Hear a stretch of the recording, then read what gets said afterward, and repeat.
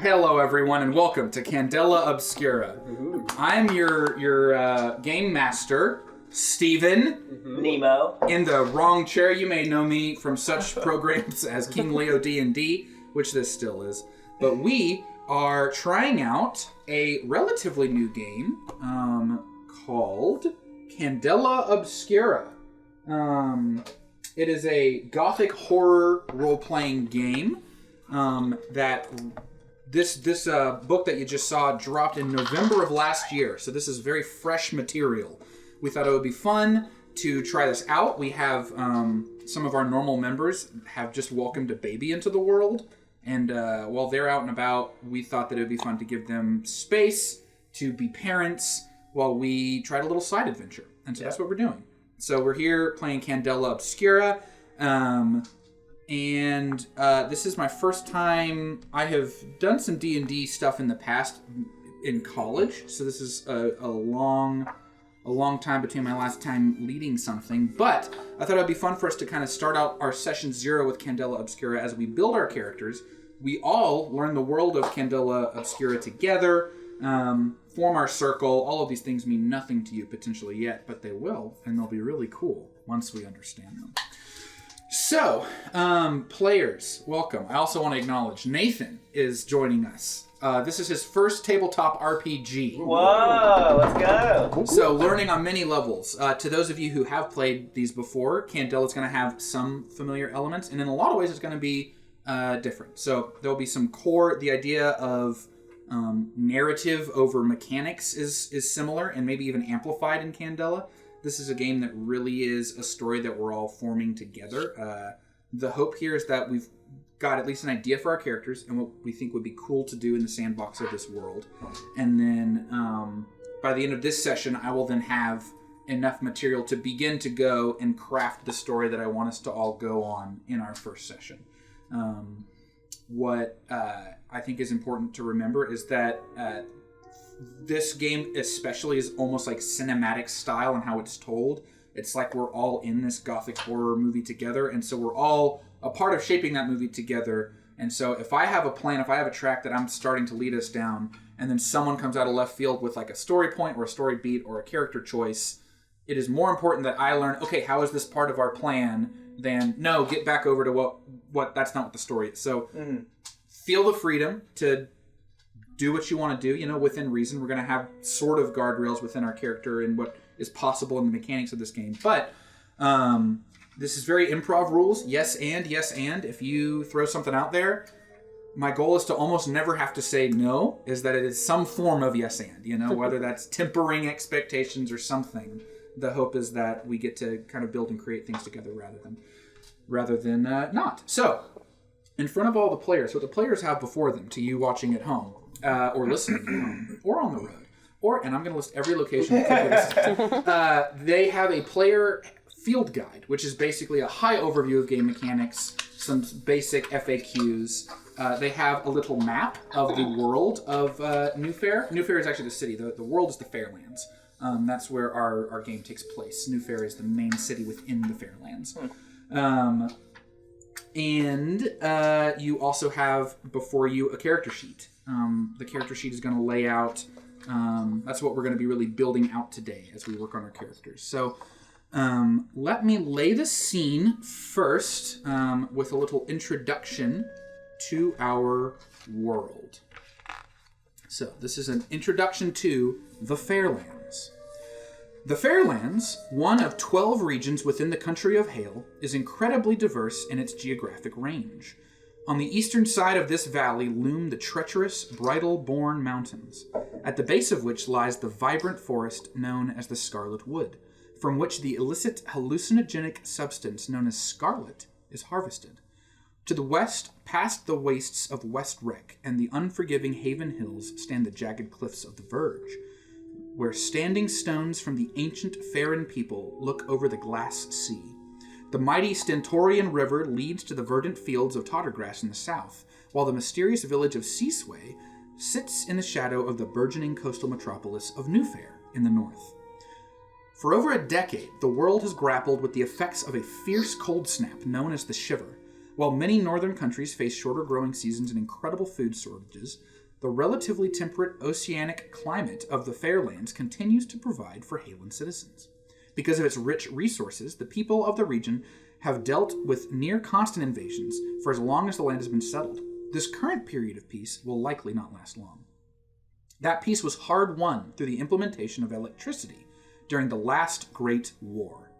Filled with technology that resembles your own during the turn of the 20th century, New Fair stands upon the ruins of its ancient alchemical predecessor, known as Old Fair.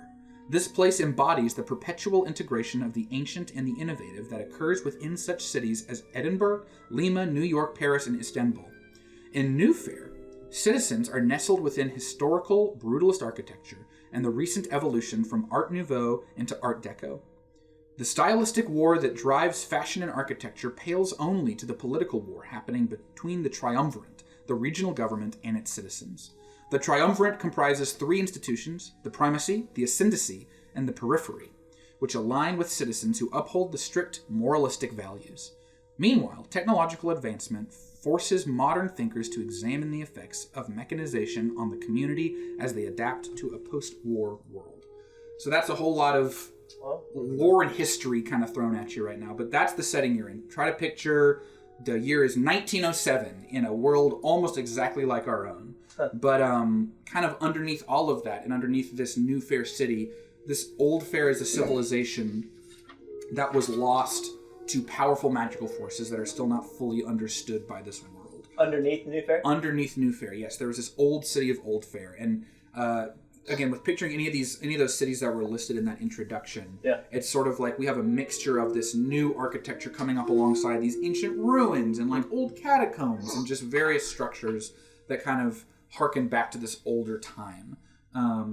Folks don't exactly know how Old Fair came to fall, but magic was directly involved. And so we, Candela Obscura, are an organization that is dedicated to learning more about the magical phenomenon that are bleeding into this world, containing them and limiting them. And that's kind of going to be what our circle, which is the sort of chapter of investigators that we're going to be. The way that this game will work is that the circle will go out on assignments, which will sort of be each individual session will be an assignment. The goal, the dream, is that each session contains an assignment. So they will be like, we'll have an overarching arc, but within that arc will be assignments that we go on that center around a specific kind of phenomenon or magic that is seeping into this world. Through thinnings is the term that's used in this world for it. It's almost like a barrier where the fabric between the magical realm and our realm is weaker. And so magical beings are coming through, and magic is coming through these thinnings into our world. The upside down. The upside down. That's right. So, with that, you all have pondered potential characters that you would like to be. Rather than kind of... there's going to be some elements where we're all going to sort of fill this in together as a group. Like, we're going to just kind of plot along this together. I am going to zoom in on a specific person sometimes to like ask questions and kind of focus in on their character and ask them specific things about their character. My hope is that if people are listening or watching to this, and then also as we're around the table, Nathan, this is very new. Hopefully, as we kind of watch other people work through some of this, it will help us figure out things we want to do for our own character, things that, those kind of things. So, with that all established, I am going to... Could one of y'all hand me one of the extra character sheets real quick? I'm just going to use that for my own reference to kind of talk through how this works. Okay. So, you all have before you a character sheet. I think if you're watching this, I'm going to put an example character sheet on screen just so you can see what we're talking about here. But this is your main reference point as we're playing Candela Obscura. This is what you're going to reference back to when it's time to make a roll. This is what you're going to look at. We're going to break down the different areas in this character sheet. And as we talk through this, hopefully it'll start to make sense. Really, again, the majority of this game is narrative. The mechanical aspects have been very simplified to a dice pool of 6-sided dice. So there's no multiple dice. It's always 6-sided dice. And you're basically, similar to D&D, will be moving the narrative along until there's some sort of decision point where you need to decide how will a roll kind of affect the outcome of this moment. You'll roll a predetermined number of 6-sided dice, and then the result of those 6-sided dice determines how that plays out. And so we'll always come back to that. And your sheet is going to indicate how many of those dice you get to use and all of that. So, at the very top, you'll see name. Does anyone have a clearly established name for their character now? I see Michael's hand first. Michael, who is your character? My character's name is Ox Lapere. Ox Lapere. And what is your role and your specialty? My role is muscle, and I am an explorer. Nice. So, in the world of Candela Obscura, the roles that people can play are broken down into face, muscle, scholar, slink, and weird. And then within those, there are subcategories. So Michael is going to be an explorer. So an explorer is an offshoot of the muscle category. The other potential specialty within muscle is soldier. Face has journalist and magician. Slink has criminal and detective. And then weird has medium and occultist. Scholar has doctor and professor. Michael, where that says name, you guessed it, you're going to put your name. That makes a lot of sense. And then for everyone else, if you have an established name, you can go ahead and put that down. If you don't, continue to wait until, something comes to mind about what you'd like to do. So that's name. The circle will all determine together at the end of the sheet, so ignore that. Style, catalyst, the rest of those sheets, we can establish those lines later on. So, over on the left, you're going to see that your character, the things that you can do in the game are broken down into 3 categories. That is nerve, cunning, and intuition. Within nerve is move, strike, control. Within cunning is sway, read, and hide. Within intuition is survey, focus, and sense. So, each character, depending on your specialty, is there anyone who hasn't decided their specialty yet, first of all? Rachel, okay. So, what are you between right now? Well, I'm curious what other people's are. I don't want to play to the table necessarily, but sure. I was thinking I think I'm going to say maybe not journalist, but I was thinking either detective, which is in the slink category. Is anyone else in the slink category? Mm-hmm. No. And then I was also thinking maybe doctor, which I know is also in the scholar category. I think so. Mm-hmm. Okay. Yes. Now, I will say that this game, you really aren't necessarily punished and hindered if there's a focus in specific roles and categories. The way that we're going to end up establishing what our abilities are and what we can do with our dice. This game is, again, very collaborative. It really emphasizes collaboration. And so what we're going to see throughout the game is that anytime any one of us gets to a situation where we're rolling in an area where we might be weaker, there's always an opportunity for the rest of the table to offer their own dice to improve that roll. And so this isn't necessarily the kind of D&D party scenario you can get into where it's like, oh shoot, we don't have someone to heal us. What are we going to do? We don't necessarily have, it doesn't really quite work exactly like that. So there have been some circles that are comprised entirely of professors, and their office is in a university, and that's kind of the lane that they want to go in. It's we're teachers who are fighting the magic people. Or just we're a team of cool doctors, and we go out into the world and stuff. I'm not a regular doctor. I'm a cool doctor. That's right. I think the term is I'd have to double check the lore, but we talk about the drug Scarlet that is kind of a factor in this world. There's almost like bootleggers. They're called Red Runners that traffic this Scarlet, and so there are some circles that they're all Red Runners. They're all criminals, and so then they're secretly fighting for the people when your average person would think that they're not. So this game really encourages truly and purely kind of getting past that. It's always a challenge to kind of metagame into thinking stats and numbers and be but I want to make sure. And as we're thinking through our abilities, as we're thinking through all of that. Just trust me when I say that the game is not going to punish you if we're all focused in an area necessarily. Okay, I like that. So it really is okay to just lean into what truly sounds fun. What do you think that you would like to do and lean into? And just thinking as I'm playing this sort of turn of the century person in this older world, old to us, kind of turn of the century new and groundbreaking, electricity's just been discovered world, what sounds like a fun world as you were kind of this mixture of detective, monster hunter, sort of character. That's who you're going to be in this world. We just came out of a war, so if you're, I know that Nathan, you had expressed like soldier. You're sort of a veteran out of this very new, very fresh, very traumatic, very similar to World War I, but it would have been between two main warring nations in this world. But in the same way, a lot of those same themes that were present in our own world are present in this make-believe world of there was this extraordinarily traumatic, world-shaking war that everyone is experiencing the effects of in different ways now, whether or not they were directly connected to it, as it like fighting in the war or not. And then there are a lot of people who you might have a different profession, but like you came from, like you were a soldier and now you're this. So, and that's all stuff that the hope is that we'll have the basic character scaffolding at the end of this session. And then between now and our next session, we can really, once we know the direction we're going in, we can really think through our backstory, think through the kind of full lore, and then we can work that on like one-on-one level with each of y'all, and then we'll kind of have the pieces that we need to build out our story. So, I think I know. I think I know what I want to do. Okay, great. What do you think? I think I want to be the doctor. Okay. And what I was thinking is, I really like how this world places a lot of emphasis on like the horror and the effects on your mind and like emotions. And I thought it'd be interesting if like I was an assigned, not necessarily therapist, but like to the team, but also I'm a doctor who has PTSD from serving in the war and is maybe like addicted to Scarlet or something like that. Sure. That's fantastic. Yeah. Interesting. Write all of that down. I also should have said this. You should have each gotten a little... Oh, you didn't because I didn't pass them out. Look at that. There we go. You each have a little notebook. Oh, wow. Whoa. Yeah.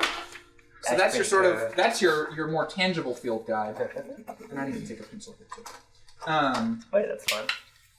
So, think of yourself... Y'all are all mystical, magical detectives. Detectives detecting the magic. So think of that as your detective notes. You know, these assignments are very mystery solving the question of the week kind of deal, you know. So take notes, remember character names as you're thinking through stuff for your backstory, write that down too. All of that can come into play, and then we can use that to kind of fuel the story. So going back through, Michael, you are going to be the explorer. Rachel is a doctor. Nathan, you still feeling good about soldier? Yep. Okay. So Nathan's going to be a soldier. And then Dan, what are you thinking for your character? Yeah, Thaddeus Blackwood is the name that I have going. Nice. And he's going to be the scholar professor. Okay. Really interesting. We'll see how this breaks down. I don't think we should change anything about this. But one thing I already kind of, from some of what Steven has said and the mindset I have behind this character from the first place, he is going to believe that people who are addicted to Scarlet or use it are kind of like the reason why evil is breaking into the world. Like evil people succumb to those things. Like they're the ones that, because they make these bad choices and like disrespect themselves, like they're the reason why society is falling apart. So interesting. It'll be fun to play with. For relationship sure. Hates me. That's really cool. I like it. And that there's actually going to be an aspect of our character building that exactly what he just said is going to be important for us. Y'all kind of figure out your dynamic. Michael, what did you say your character name was? Oxlapair. Should we write these in relationships? For now, the relationship is going to be a whole section that we do. Okay. What I would do, as people are saying their names, you can go ahead and write on that long bar of relationships. Go ahead and start writing people's names down, the names of the other people in your circle. Because we will literally decide it like there's this game kind of breaks down like an overarching kind of word to sum up the nature of your relationship with each person, and so we'll kind of decide that later on. You'll use that to kind of fuel our character interactions and story moving forward. Time's up. Bye. Cool. Good deal. Rachel, has a name come to mind yet? It's okay if not. You can ponder it. You can ponder it if you don't want to decide right now. That's totally fine. Hey, don't force it. You don't need to. Yeah, I won't force it. Let me come back to it. Sure. You're in. Nathan, tell us about your name and then your role specialty. Yep, so I chose the name Wade Anderson. Okay. My role is muscle, and my specialty is soldier. Nice. Realized that Wade Wilson was Deadpool. So I decided to. I thought you were doing that on purpose. No, I had no idea. And then I was like, why does the name sound so familiar? And so I looked it up and I was like, I am not going to do that. That is why. So Wade Anderson it is. Mr. Anderson. No. Yeah. Mr. Anderson. Okay. Good deal. So, now that we have talked through the high level of everyone's characters, again, a quick little sidebar as we continue to build out our backstories and everything. As I have said and will continue to say, this is a very collaborative storytelling game. And so, in the same way that I'm going to try to limit how often I say no, as we kind of figure out our character interactions, it's important that we're all doing this together because we want to build our characters with everyone else in mind and try to, as the game progresses, as we learn things about ourselves and our other characters, unless someone just flat like gets your name wrong, we want to try to see, can I fold what they've just said about me into my backstory? Like, we're not like writing other people's stories for them, but if it was like, oh yeah, we grew up as kids together, like in the same block. To not Never seen you before in my life. Yeah. We're trying to limit how much we do that, you know? Like, we want to try to... Because it opens the door for us to create really cool possibilities for each other's characters, so we're not trying to hog the spotlight or kind of rule the lore of, like, I'm telling everyone where they came from. But it is a cool opportunity if those moments kind of organically arise to be like, hey, here's where we met. Here's how we know each other, and continue to kind of build... yes and each other again as we go through all of that. So, back to your character sheet. Name, role, specialty. Let's hop back over to this left side again with the nerve, cunning, and intuition.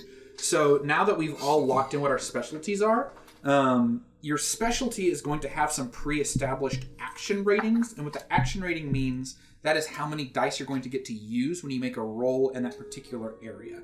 So you'll see that you have some bolded circles in those nerve, cunning, and intuition sections. Each of those bolded circles are unique to everyone's specialty. You can go ahead and shade that in with your pencil, and that's going to be your action rating for that particular section. So the character sheet that I'm looking at as a current example right now is the occultist specialty. The occultist starts with an action rating of 2 under sense. And so what that would mean is that if I was... making a roll that involved using sense, I would get to roll 2 six-sided dice. And that just as a base move, I get to roll the 2 of those. And then if it was 1, I would roll 1. If you don't have an action rating at all, then it's as if you were rolling with disadvantage in D&D. You would roll 2 six-sided dice and take the lower result. Okay. So, there is... Let me get back to the character creation section because... here's what we're going to do. So once you shade in your particular action ratings, you are actually going to get some bonus ones additional. So fill in the pre-established ones, and then you're going to choose one action rating that has 0 and raise that to 1. And so think through your own character and what you would like to kind of play around with. Maybe it's worth just pausing real quick. I'm going to walk through the 9 actions to kind of give an idea of what they would encompass, like what actions they would encompass. So nerve is all the physical things. Moving is like your I'm gonna keep on being tempted to use D&D language, but whatever. Move is kind of like your dexterity. It's like your stamina even. It's like your strength, kind of all in one. It's like your ability to move around, think on your feet, that kind of thing. Strike, physical, combat related. If you're shoving someone out of the way, if you're punching a demon in the face, whatever. If you're trying to hold something closed, like a door. Control is sort of, I don't want to mix it up too much with like focus, but control is like how good you are physically at like driving a car. Like how precise are you turning it? Or how steady can you hold a rifle as you're aiming it? Like those kind of things play into control. For the cunning sections, these are more about human interactions. So sway would be your ability to lie to someone, or your ability to get someone to do what you want them to do, or if you're trying to kind of what's the word? Flatter someone, or try to get them to speak to their better half or something. And that would all kind of be under sway. Read is like your perception and your intuition almost. It's like, can you tell if someone is lying? Read the room, you know? Are people generally happy, generally scared, generally whatever? Like that's all kind of the read stuff. And then hide, it can be like literally like I'm hiding behind something. It can be in the world of like sleight of hand and like how subtle are you? Can you like subtly prepare a weapon? Or like if you're trying to read over someone's shoulder, like all of these things are like hiding intentions or hiding yourself, all of that. Intuition, this is more about how you're intaking the world around you. So less about people and more about like objects, buildings, environment, that kind of thing. So you have survey. So that's like we go into a room and we're looking for specific details in and around the room. Or we're going into a cavern and is anything amiss? Does it look like there's a secret door somewhere? I don't know. Focus. This is sort of like your mental capacity, like if you information recall, or your ability to bring back a piece of information from the past, or bring a name to mind. If we're walking into a college and we need to remember who's the dean here, you're focusing on, can I remember this kind of thing, and your ability to even like intake quick information. If there's an open book only for a moment, how much of that book can you pick up before it's taken away? And then sense is. It kind of leans more into the magic side of this thing, so no one really picks a specialty that's leaning as much into magic, which is absolutely fine. But sense is more about how are we perceiving this magical realm, and how are we, our ability to pick up on phenomenon, our ability to pick up on thinnings and bleed, which is the other term for when magic seeps into our world, is referred to as bleed. And so our ability to kind of be aware of that, to control that, to notice that, and to even like channel that, because we're able to use artifacts and things that involve magic as well in our pursuits. So that's talking through all the different ratings. So you had your pre-established ratings. You had one that was 0 that you're going to raise to 1. And then after you've done that, you can distribute 3 action rating points however you like. Okay. But keep in mind that at character creation, nothing can be above 2 yet. So 2 is your max for an action rating at this stage. Can you say that one more time? What are we... Mm-hmm. You have 3 more points that you can fill in 3 more circles, basically. Okay. After the 1 for a 0. After the 0, So you had your pre-filled ones, and then you raised a 0 to 1. I did not do that. Okay. So pick one of these 9 that has a 0. Nothing's filled in, you're going to make that 1. And then once you've decided what you want that to be, you will then take 3 more points and distribute them. That could be another 0 to 1. It could be another 0 to 1. But it can't be 2 to 3. Can't be a 2 to 3. It could be a 1 to a 2 or a 0 to a 1. Okay.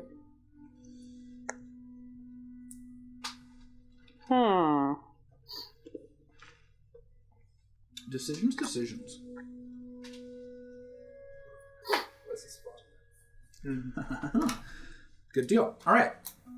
Now, and this is the part that can get really confusing, but I think is a really cool aspect of this game, and that would be drives and resistance. So your drives you're going to see in the black bar at the top of each of these sections. You have what sort of looks like a really blocky exclamation point. Those are your drives. So what drives are extra points that you can spend to add dice to whatever the action that you're doing is. If you really want to pass something but you don't have any rating in it, you can spend a drive to add a dice to do really well. Even if you have 2, but you want to make sure that you ace the roll, then you can spend drives to add more dice. If someone else is rolling for something that they have like nothing in, you can spend one of your drives in that same area to give them a die.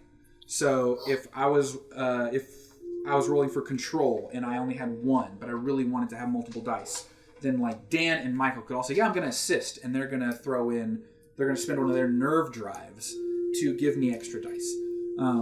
This is a narrative game, so the only caveat to that is that you would then narratively describe how you are helping them. This is not quite just like checking a box on a game rule where it's like, I spend a nerve drive to help them. You're going to say, I would love to spend a nerve drive, and then I'm going to say, okay, what does that look like? And then you're going to talk out what you've done. It could be, I've literally seen the example where it's just like, I help them. Okay, what do you do? I yell, you got this! Like it can be that, it can be however you narratively figure out assisting. Everyone, just like with the pre-established action ratings, you're going to have some pre-established drives. Mm-hmm. You see the small box under your rectangle that says max beside it. Everyone should have some of those shaded in. You're going to fill in the rectangles above those shaded max boxes.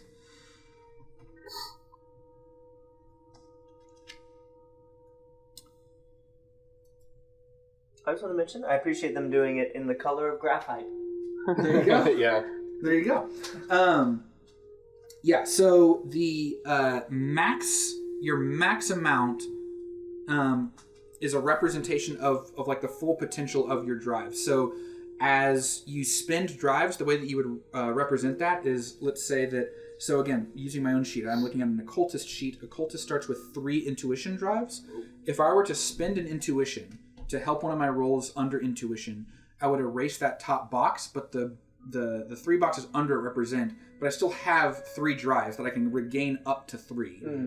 So that it's like I've temporarily spent the intuition drive, and so the way that we get some of those back is, well, let me not actually get ahead of myself because we're actually going to add in some additional drives. So you had your pre-established drives that everyone filled in. So once we have filled in our pre-established drives, you're going to distribute 6 additional points in drives, however you would like, in the way that best reflects how you're wanting to play. And Is there a max to this? The only max is that you cannot start with any of your drives above 6 during character creation. Okay. And I don't know if we have any readily accessible pins, but as you make it permanent. You can make the box under it permanent to represent it's your max. So final. So that you don't accidentally erase a max. I have a pen in my... There's a pin right there.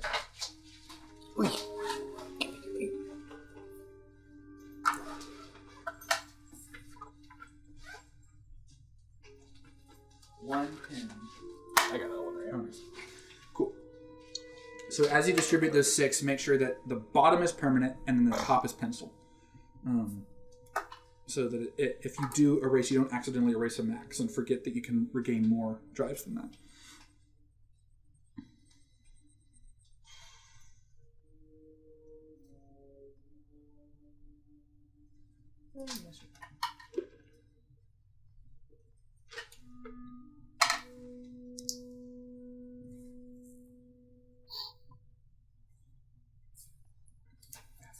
And again, as we're filling these in, you don't want to think about trying to have the perfectly balanced OP character. You know, again, it's like, what is my character? Who am I trying to play? Mm-hmm. What does it naturally make sense that they would be really good at or really inept at? You know, like maybe they're a really blunt person who cannot read a room, cannot interact with people at all.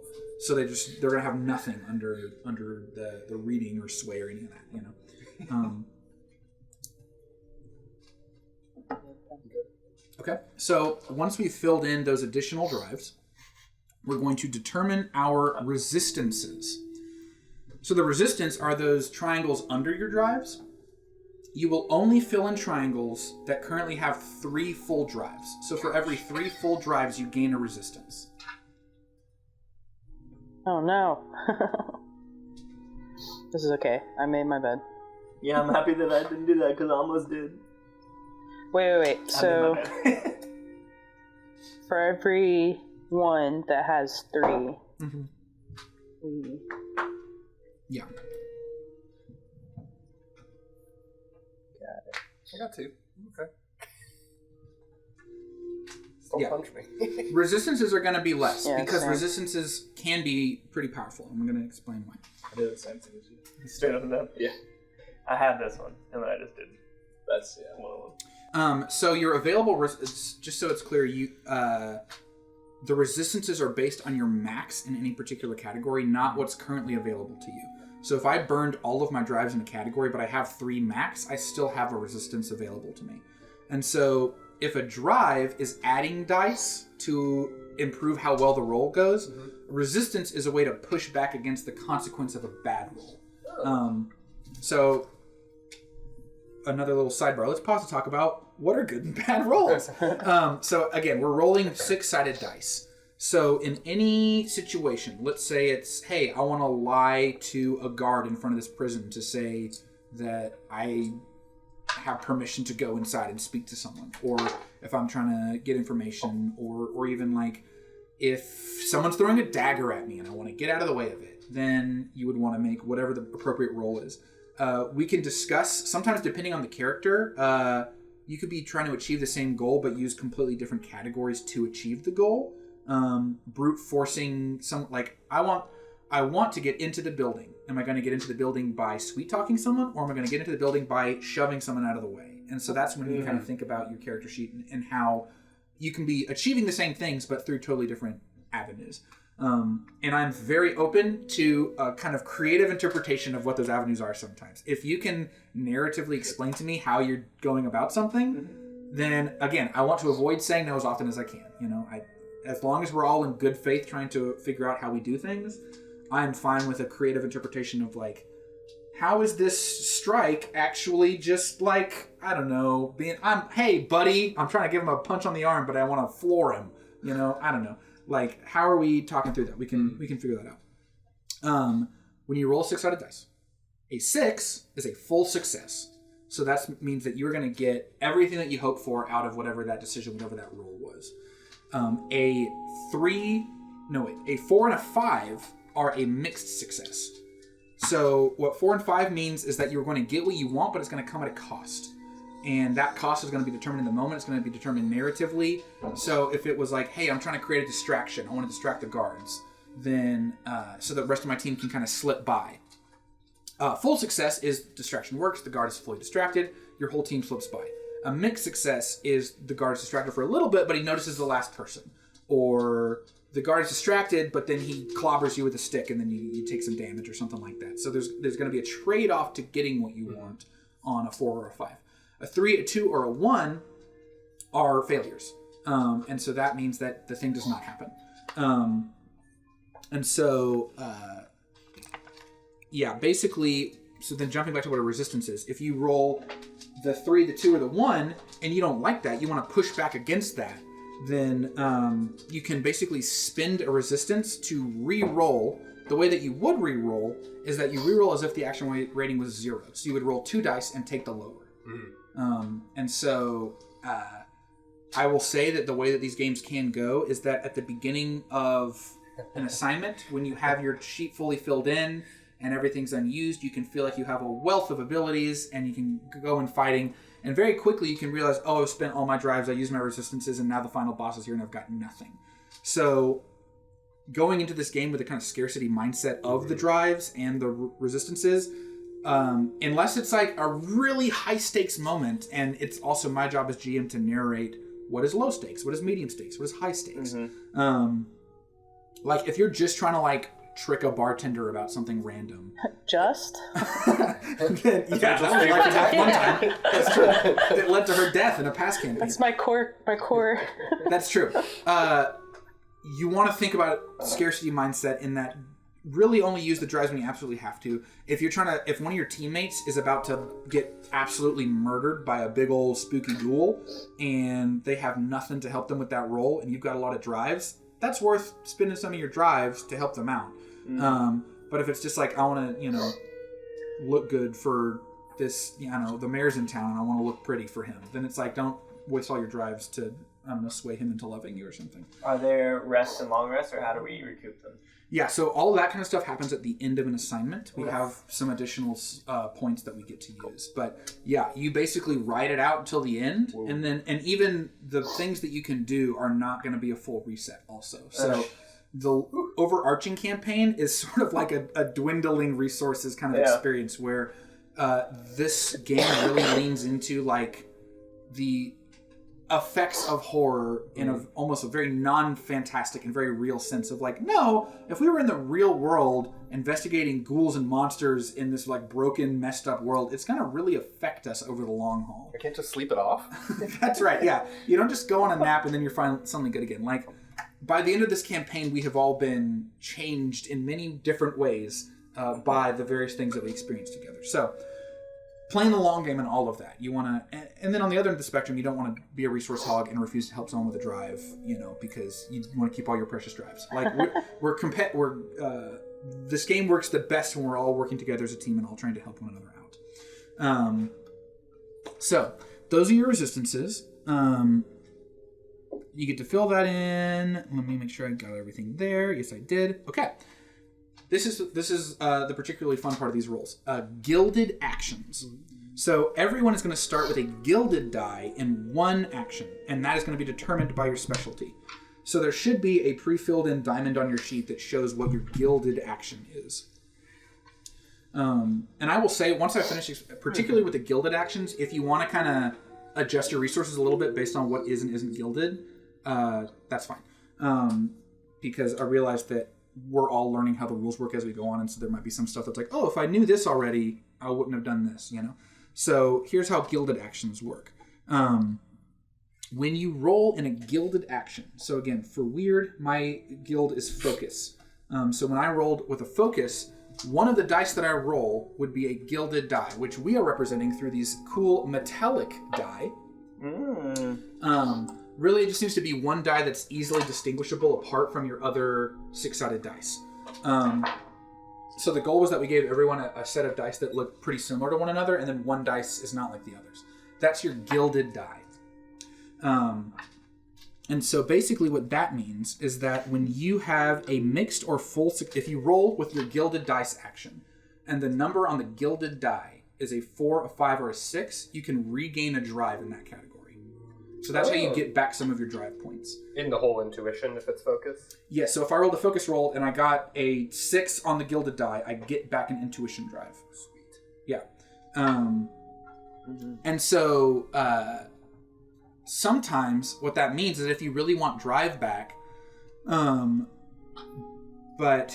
actually, you know what it is that it doesn't matter what you roll on the gilded die, because whatever is on the gilded die, if you take the result of the gilded die, you get the drive back. And the reason that matters is that sometimes you would accept a worse result for the sake of getting a drive back.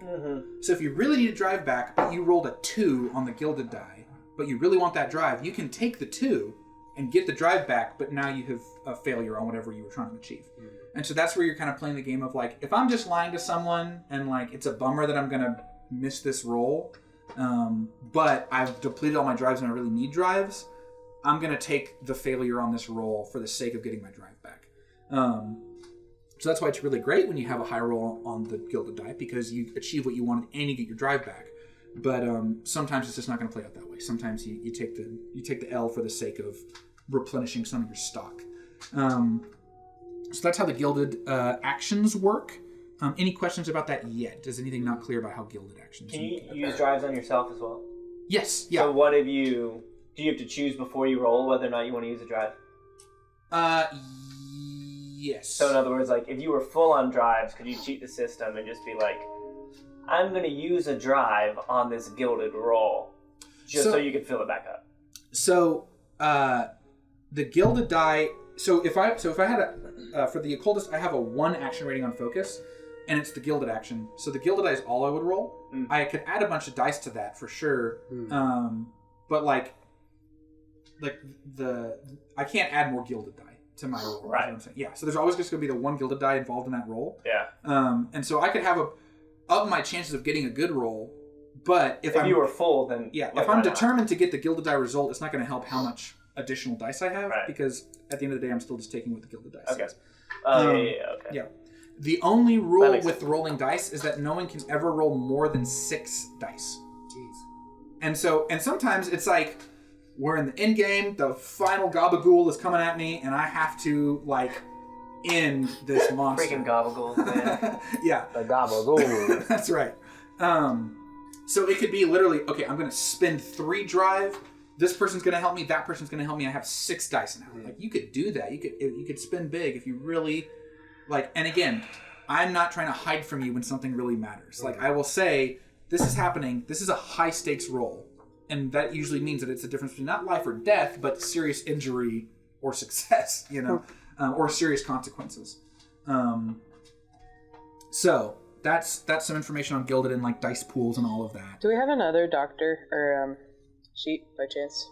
Asking for a friend. Yeah. I got it. Yeah. I printed extras of everything, so there should be.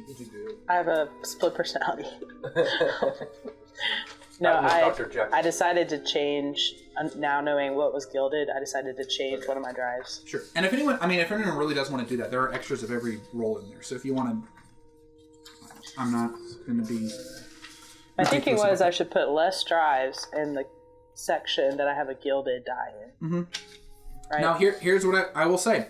So everyone has the pre-selected gilded die. You can gild one more action. So everyone's gonna have 2 gilded actions. Interesting. You can gild one more of your choice. Is it permanent? Okay, maybe I'm not gonna do this then. Dang it, well, yes. So I guess we would never erase it, right? So pencil's fine. Yeah. Yeah, You would not erase what's gilded. Aha! Thank you, Nathan. Found it. Oh, fine. Okay, maybe I'll wait to do pen until we finalized. Yeah. Okay, so are we doing that now? Gilding one more action? Yeah, you're going to gild one more additional action. So you'll have 2 gilded actions somewhere on your character sheet. So not always, but generally, smart to put them in different categories, and also smart to put them somewhere where you actually have drives to get back. Because what's the point? Yeah.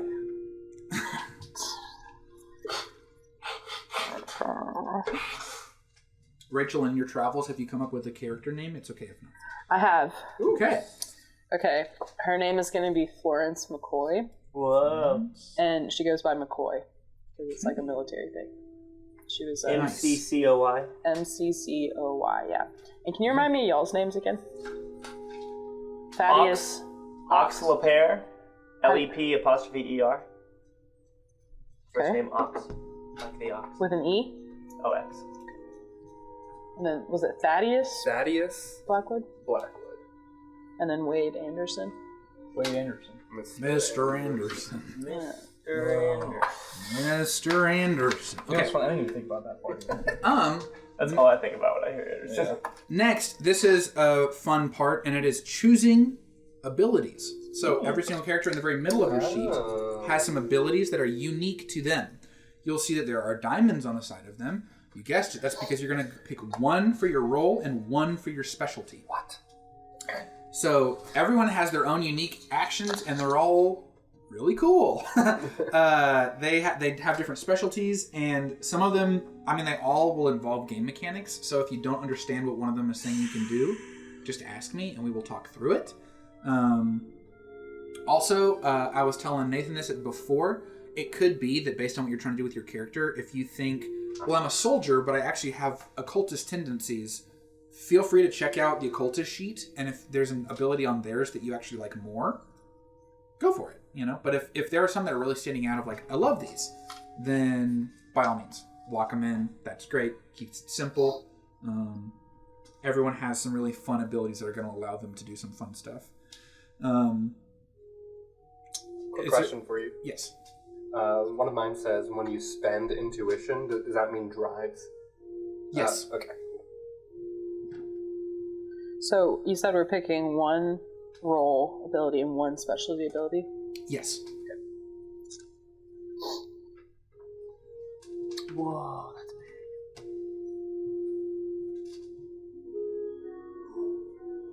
Alright, I'm down to 2 to choose from there. Yeah, and anything that talks about marks has to do with damage. That's on the right side, and we haven't gotten to that yet. So, Question. yes. I have one thing that says I can refresh one nerve for everyone. Uh-huh. What if there's someone who doesn't have anything in nerve? Hey! Hypothetically. Then if they have 0 as their max, then they would not get anything back. Okay. Sorry. I mean, No, it's fine. I You've don't been making either. fun of me the whole night. You don't have, No. I have no nerve. And again, like fill these in with a pencil because we're going to talk through marks in a second. And so if after our marks conversation we have different opinions on our abilities, then we can change some of that too. That's pretty cool. I mean, there's only one that makes sense for me, I feel If you want to look at another specialty's abilities, you can. If there's something else based on what you're trying to do with the character you think could fit in another specialty, by all means. Is there anything else that's standing out to people? If anyone wants to just share for the room abilities that they really like, These are so cool. Alright, sorry, I'm asking another question now. please. Chemical concoction, which That's really good. fits with the character that I'm basing this off of, so I'm really excited about it. Uh-huh. You know how to mix chemicals together, so anytime I take laboratory equipment, I can spend a few minutes concocting a mixture that is acidic, explosive, flammable, loud, sleep-inducing, sticky, or toxic. Uh-huh. And so pretty much we just have a vial of one of those that I choose, and then I could creatively use that within the story to say, oh, I made flammable liquid, so Yes. let's burn this thing down. Yeah.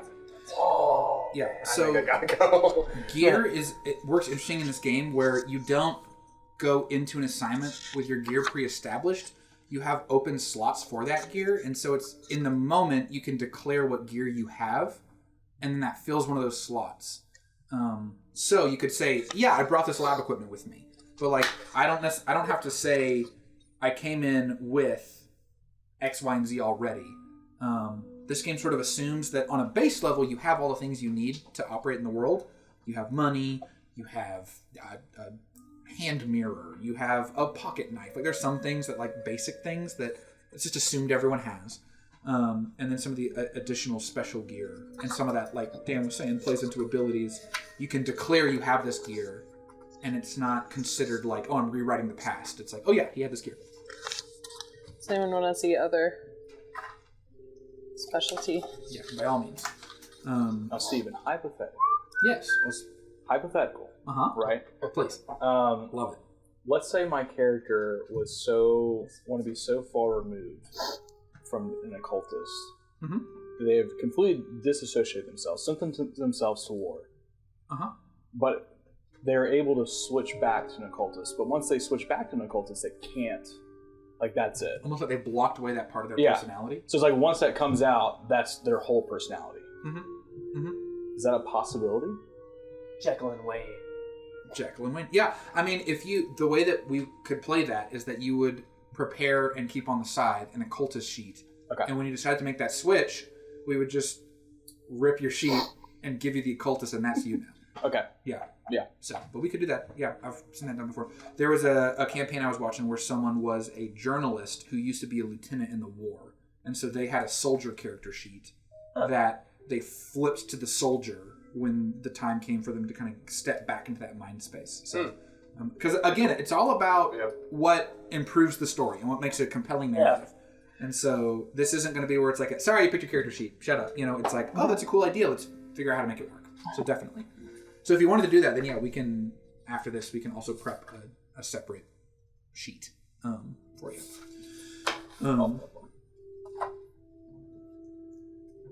But yeah, I think in that world, then it would be like the old sheet, he's gone. You know? Yeah. It's just... Now, my mindset is just like, it's something so compartmentalized in his head that's just like, once it's unlocked, it's... Definitely. You know, it's all over the place. Yeah. For the sake of this being an audio-video medium, as we continue to read through our activities, I'll just share some that I think are cool. Here's a cool ability from the occultist. It's called Ghost Blade. You can attune a ritual knife to yourself. If you coat it in your blood, which means that you would actually take a mark, so you would take some damage to do this, it is then particularly effective against magical beings. You can strike invisible or ethereal, so you can suddenly fight ghosts with a blade you made from your own blood. So you lose something, you take a mark, but you now have this cool ability. It's really cool with the occultist. There's one that the magician can do. So in this world, magicians are not like wizards where they are casting spells. It's like Chris Angel Mind Freak. You know, it's like illusions and like tricks and things. But They just scream Pick a card. pick a card. And so it's all about sleight of hand and illusions. But the magician has an ability called the Prestige, and it's one trick that's real.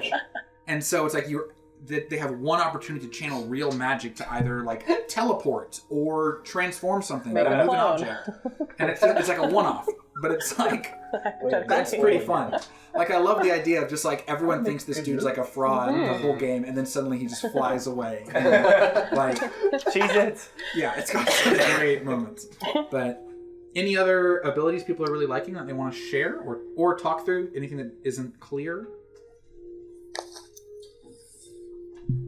I'm looking at the idea is that my character was a military doctor, so I'm looking at either anatomical strike, which says you know where the body is most vulnerable. So when attacking an enemy, I can use focus instead of strike, which I have nothing in nerve.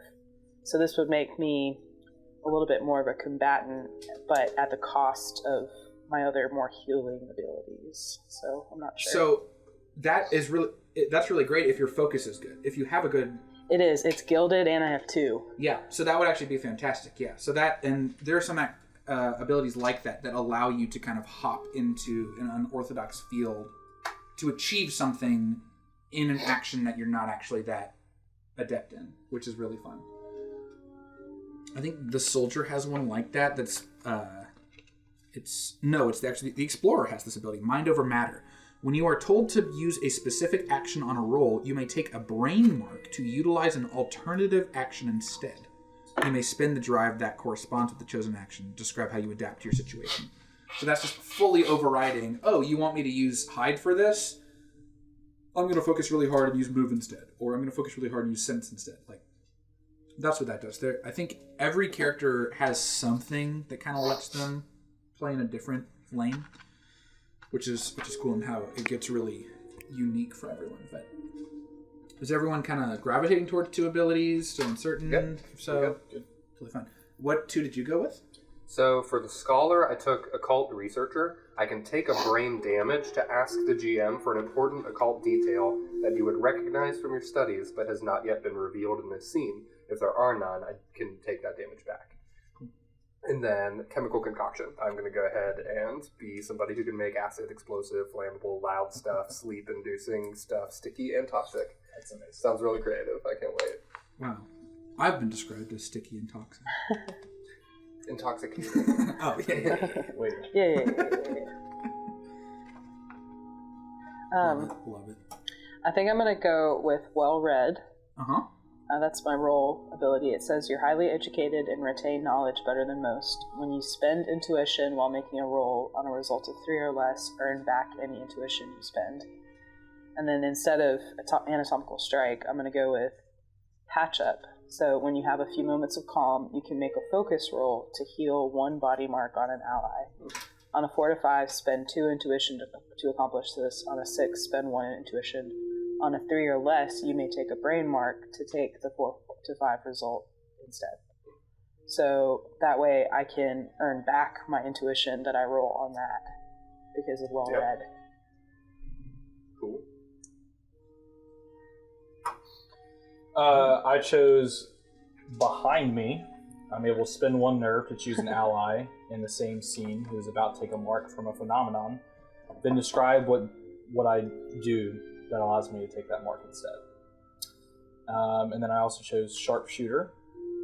So when you want to make a range attack with a weapon, you may spend 1 nerve to steady your aim before shooting, and add +2 die to your next shot as the target. That's what 2D means, right? 2 die? Mm-hmm. Yeah, you'll get 2 additional d6s for that. Sweet. And the only thing to note there, I guess, is that however much that adds, it can never pass 6 dice. So you could use that to like cheat out the 6 dice roll. You'd still get a max of 6 die for that roll. Cool. I went with Adrenaline Rush, which says for each mark you take, you may immediately refresh a drive point of your choice. And then Obscure Lexicon, which says when you encounter an ancient or esoteric language, you can spend 1 intuition to understand what it says. That's really great. There's a little backstory of my character that y'all probably haven't picked up on, which is why I'm picking this, because I think it fits my character the best. I just wrote this down, but my grandfather, Aldrich, was a historian and an archaeologist, and he asked his daughter, Colette, to name me Oxlepair after his love for history, mystery, and exploration. Colette's father wasn't a fan of her husband, Charles, taking her away from their homeland, which is why he requested the name Oxlepair, and Charles agreed. I remembered growing up my grandfather showing me artifacts and anagrams, which led me to study history in university and conspiracies in my free time. Oxlepair is an anagram for explorer. Whoa. Love it. So that's why I picked. When you rearrange Oxlepair, it says, I am Lord Voldemort. Wait a minute. Whoa. Full circle. Great. Love it. Okay. Let's talk about ouchies, also called marks. So marks are how we take damage in this game. Here is how, and damage is honestly pretty fascinating. So marks, you see that we have body, brain, and bleed. So throughout the game, combat, there's not really a separate, like, in D&D you go into the combat mode where everything shifts. We have turn order. It's modified. We never really step out of the narrative for like a combat moment, and it's also rare that we have extended combat in that same way. So if there were moments where we're fighting and things are happening, it's occurring pretty like organically, viscerally, just kind of whoever's closest does this thing. Now I'm going to do this thing. I'm going to hop in and do this. I'm going to hop in and do that. Like it's a little more chaotic in that sense. There are 3 ways that you can take damage. Body is the physical. I got stabbed. I got bit. I fell off of something. Someone punched me in the face. Brain is like I am experiencing mental strain and pain over what is occurring. So it's like you see someone that you care about get eaten by a monster. You take a brain mark because like the experience of that is hurting you. Brain is like if you are having to lie for an extended period of time. It could be that this is where something like success at a cost could happen, where it's like you lied, it's a mixed success. The lie it goes on for a while, but the stress of figuring out the lies, you take a brain mark. Like it actually hurts. Like you take that, the stress affects you in that way. Bleed. Bleed is damage that is caused by magic and by the corrosive effects of magic in the world. So it's like there's an artifact you didn't know had magical contamination on it. You pick it up with your hand. You take a bleed mark. Or you're in the same room as a ghost. The ghost gets really close to you. You take a bleed mark. And so you represent those by shading in those rectangles. Every time one of those areas, body, brain, or bleed, is filled all the way up, all 3 are filled, you would then mark a scar, and you become incapacitated. You can get brought back, and it's fine, and that gets resolved after like that particular moment is passed, and like the scene is resolved. Then we can work out how that happens in the moment when it does happen. But once you take a scar, you would erase, you would clear out whatever had gotten filled up all the way. So if I took 3 body marks, and then I would then take the scar, fill in the scar slot, erase the body mark back to 0. What scars do is scars are the damage that you have taken permanently affects your character in a way that alters them for the remainder of the game. And so with the scar, you get to decide what that exactly looks like, what the mental scar would look like. I'm not as brave as I once was, or whatever it may be. The body mark maybe is a little more straightforward, like there's a huge slash on my face, or I'm missing an arm, or whatever. Bleed can get really creative and fun. It's like my arm is see-through now, or like my thumb is a perpetual flame, or like it can be whatever your brain can think of wild, kooky magicalness can be what that bleed scar is. But when you take a scar, you move an action rating from one place to a different place on your sheet. So it's saying like the trauma and the scar has permanently altered me in some particular way. And what moves you narratively determine. So if I took a 3rd body mark, I'd take the physical scar. If I decide that my scar is that my leg is frozen up and I walk with a limp now, I might, but now I'm like thinking more carefully about rushing into action. I might move a move action rating down to read or down to sway even, or something. I don't know, but it's like you are thinking through, how has this scar that I've received affect how my character goes about the world and what they do or don't do now, or what they are maybe better at now or worse at now. I might, if I took a bleed scar, I might move something down into sense because now I'm more attuned to the magical world or something like that.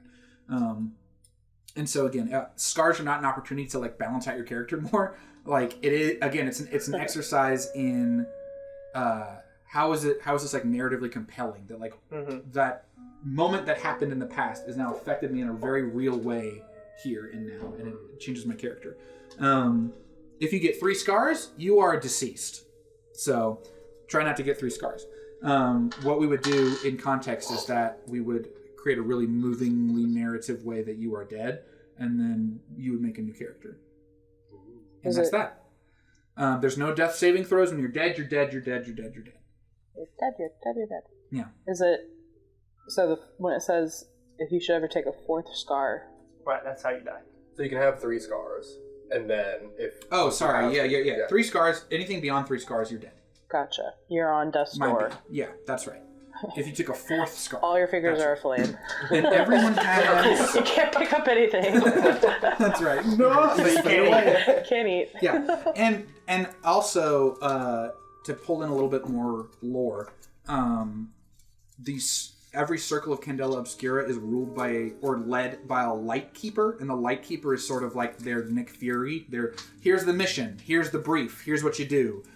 Light keepers are usually older people, older senior members of Candela Obscura who have been so affected by magic it is no longer safe for them to go out into the field, and so they stay back. And so there is a scenario, I've seen some examples for it, where someone's fourth scar is just, they retire, they're done. Like maybe it's like you took your fourth brain scar and it's like, I cannot mentally handle the strain of doing this anymore, I'm done, and so it's like you're in a mental asylum for the rest of your life, or you become a light keeper and you're just like the little chocolate worm from SpongeBob, where you're just so reduced to nothing that you're just gone. What did he say? Yeah, so the scars do not inherently mean you are dead. It would depend on the situation, but for all intents and purposes, you're no longer playing as that person. So that's how scars work, and it's just 3 blank lines because the scar is 100% imagination. You get to make up what you want. And so in that situation, what would happen is, let's say Michael took a 4th mark somewhere, and then he takes a scar. I would then ask Michael, describe your scar to us. And then Michael would get to then talk out, here's what this is. And again, I'm yes-anding. I'm not saying, nah, pick something else. Like, we're going to yes-and what his scar is and how that affects. That's scars. Next up is relationships. And I printed out 2 of these that I'm going to give 2 and 2 for y'all to share. Y'all have interactions, relationships with each other. Y'all work together in the circle of Candela Obscura, and so y'all have some sort of dynamic with each other. The relationships are one-sided in the sense of you might see someone in a way that they don't see you. Each of these overall headings have questions that are kind of prompts of like how you see and how you perceive this person. Are they a mentor? Are they a bully? Are they your rival? Are they a dear friend? Are they it can be very varied things. And so what you do with this, and this is where we collaborate, we can talk through this, and like what Dan started to do with Rachel, that's the thing that the 2 of y'all can talk out and say, this is what I think our dynamic is. That's where we at the table, it's the fun part of starting to kind of collaborate through how are we connected to one another? What's our dynamics? No wrong answers. I heard Matt Mercer say, it's all soup. Like, it's just, we're all just making it up and going and figuring it out. So won't choose one of these for the other 3 people. You will literally, so you've written out your relationship, so you have the names of everyone in your circle. After some discussion and some talking through this, we will then put what their relationship is beside them.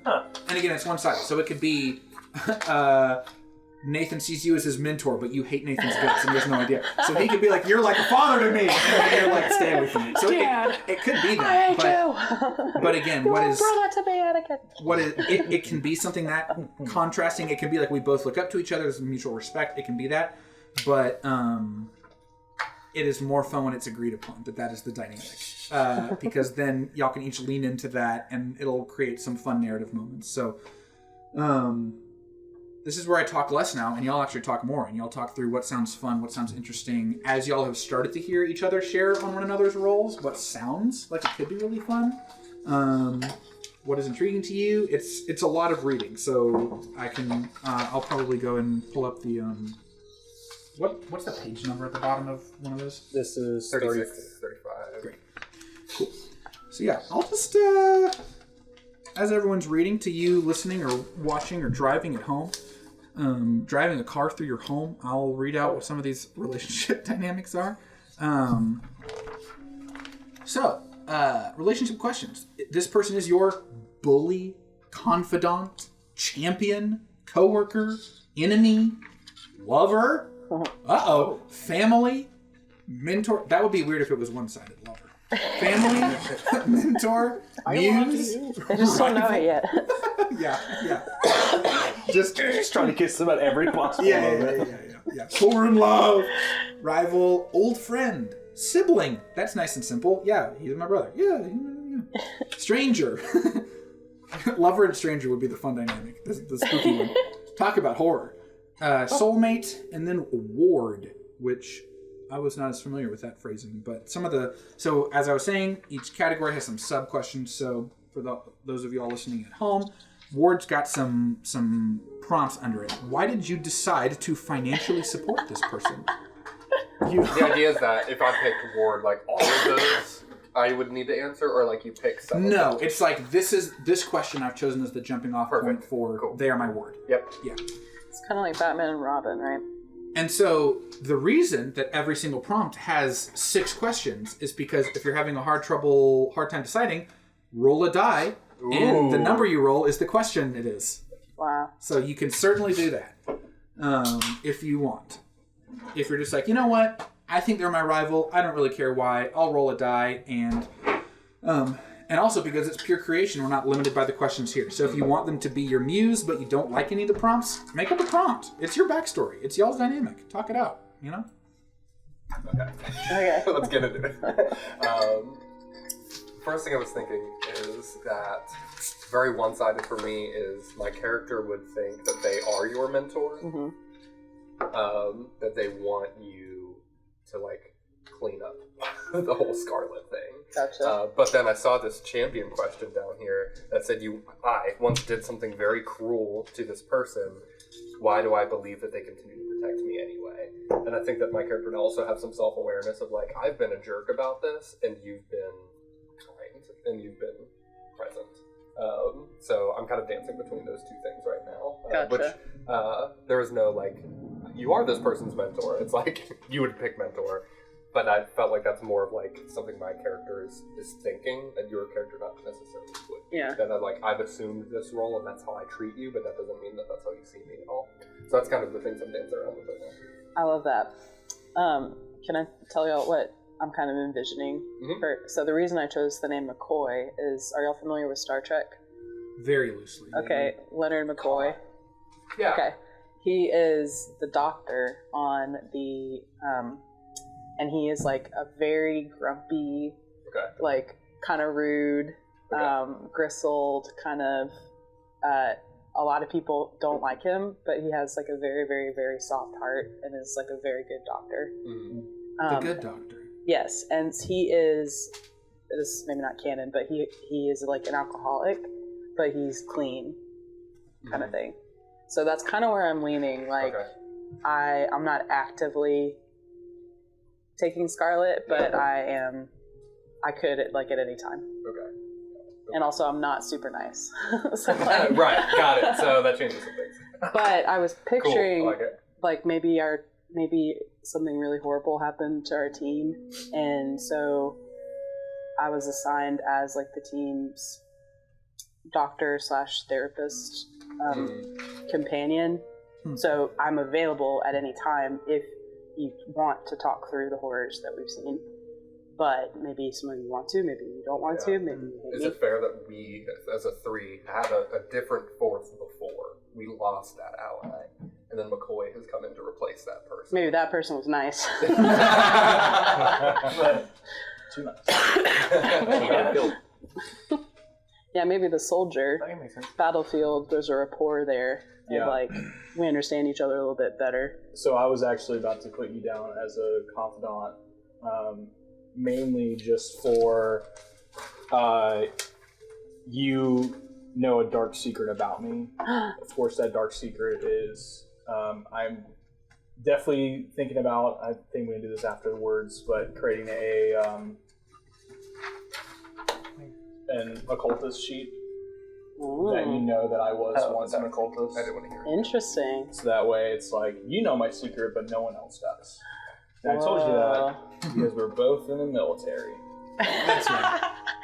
I Military love that. secrets. Okay. Dan, how does that change to, like, does that lean more towards like you want me to clean up my act, like enemy type area? I think so. Okay. Yeah. So maybe I would say enemy and you would say mentor? Or do you still... Yeah, well, no, because the thing is, the mentor one is I see you as my mentor. I'm mentoring... Oh, I thought you were saying you're mentoring me. Yes. But it's my imagination of our relationship is. So you think you're a mentor? Yeah. To me. Okay. So that's not necessarily what you write down at all. Oh, I see. That's what I think you would have written down in game. This is hard. Yeah. Yeah. So it's not even something your character would think about. You don't have to worry about that. Okay. So yeah, that line beside their name is purely how do I see them. Yeah. And it really, above the table, we're talking out the shared dynamic. But on your sheet, it's purely how does my character see them. And that could be totally disconnected from what the reality of y'all's relationship is.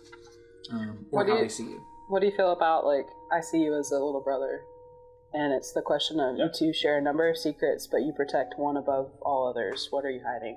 Ooh, that like would I'm work protecting. Well. Yeah. But not actually sibling? Like, that's how, okay. Yeah. Like, No, yeah, I mean, brother could be the... not by blood. Yeah. I mean, to further the story, we could have easily... our paths could have crossed prior during the war. Yeah. Since we're both there. That's great. Wade, I think I view you as an old friend, where we grew up messing around in the woods, exploring, all that kind of stuff, getting into fights. You went the route of military, I went the route of exploration. So we connect on, like, because military is exploring in a sense as well. And so I feel like we connected on being outside, getting dirty, being tough. Yeah. And for me, I went the route of exploration and you went the route of military. I like it. Let's all set a Wade.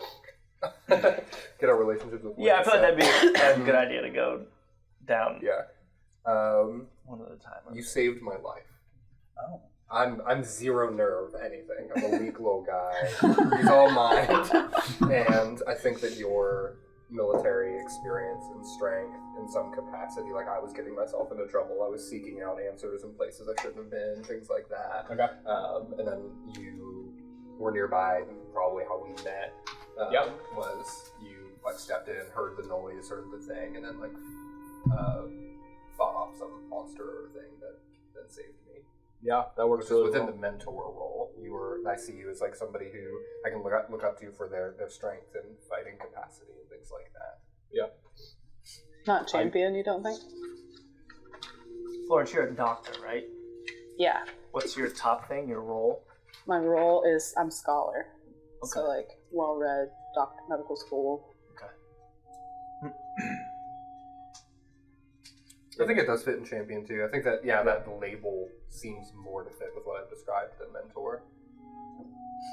Also, what I chose for the very top part behind me, that story makes sense. Yeah. I'll go with champion for that number one question of like you're just like an ongoing protector. Yep. Okay.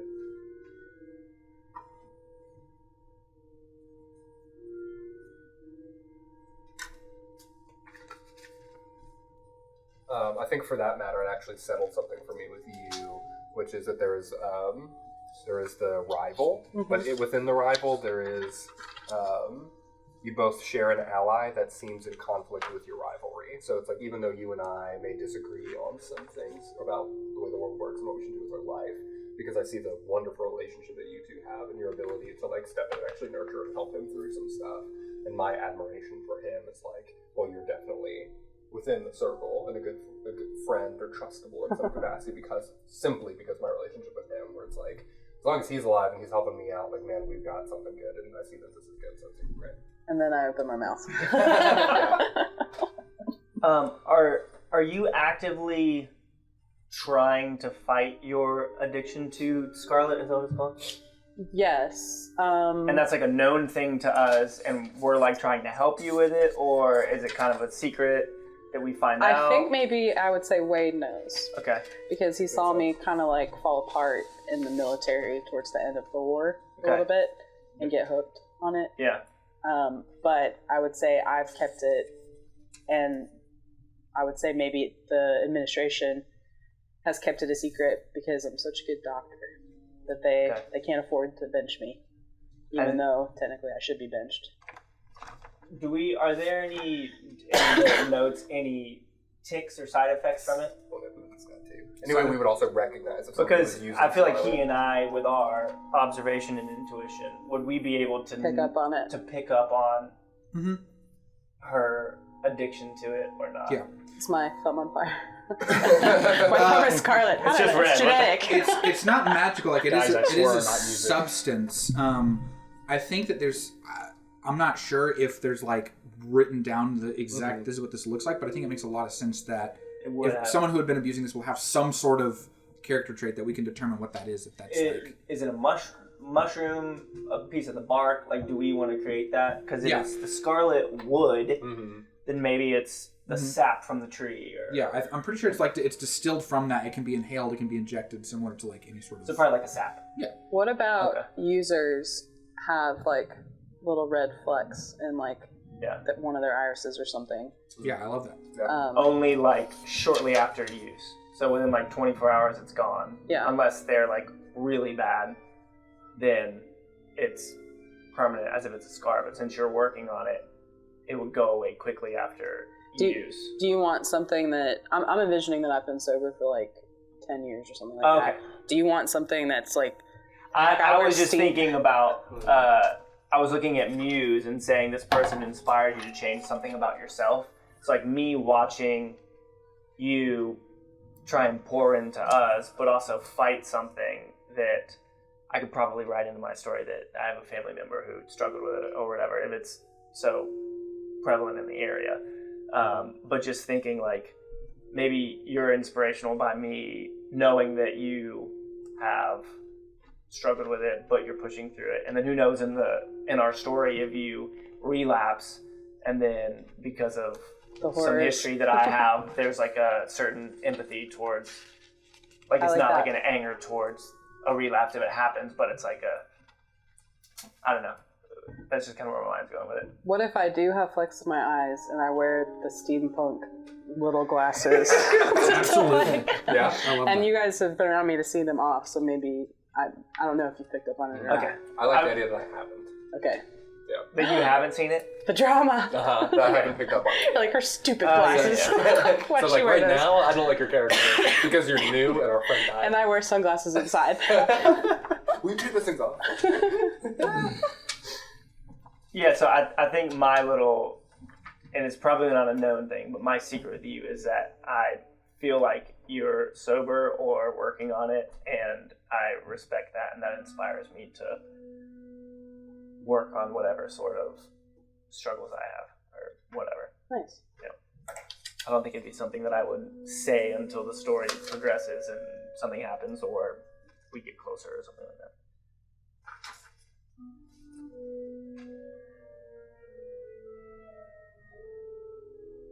Muse is such a funny word. Because I always view it as like a relationship or romantic or whatever. I know, right? Yeah.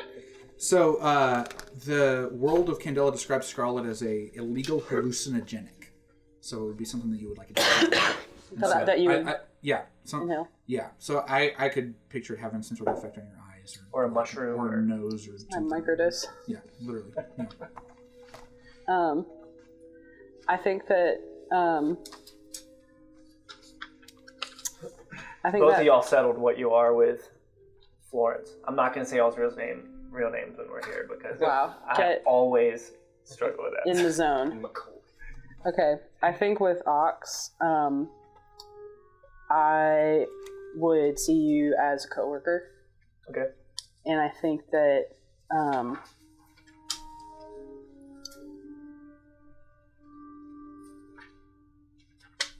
we both stole money from our employer. we've been embezzling. How did you do it, and why? Do you really want to do that one, or are you joking? No, I was kidding. Okay. So, Oh, yes, and if you want me to, yes. And. Oh yes, and no. I mean, I was thinking like we got really drunk one night and like stole petty cash. Is there anyone ringing a bell? Hey, I'm okay. Yes, and. Hypothetically. I mean, maybe that's why. Maybe I employed you or something, and that's why I was able to pick up on things that others weren't. I don't know. Okay. But yeah, I mean, I think coworker can help along with the storyline that I had because coworkers obviously are closer than strangers or newly met people. Maybe you hired me for an expedition as like a freelance doctor to come along. Yeah. So we've been in the trenches a little bit together. Yeah.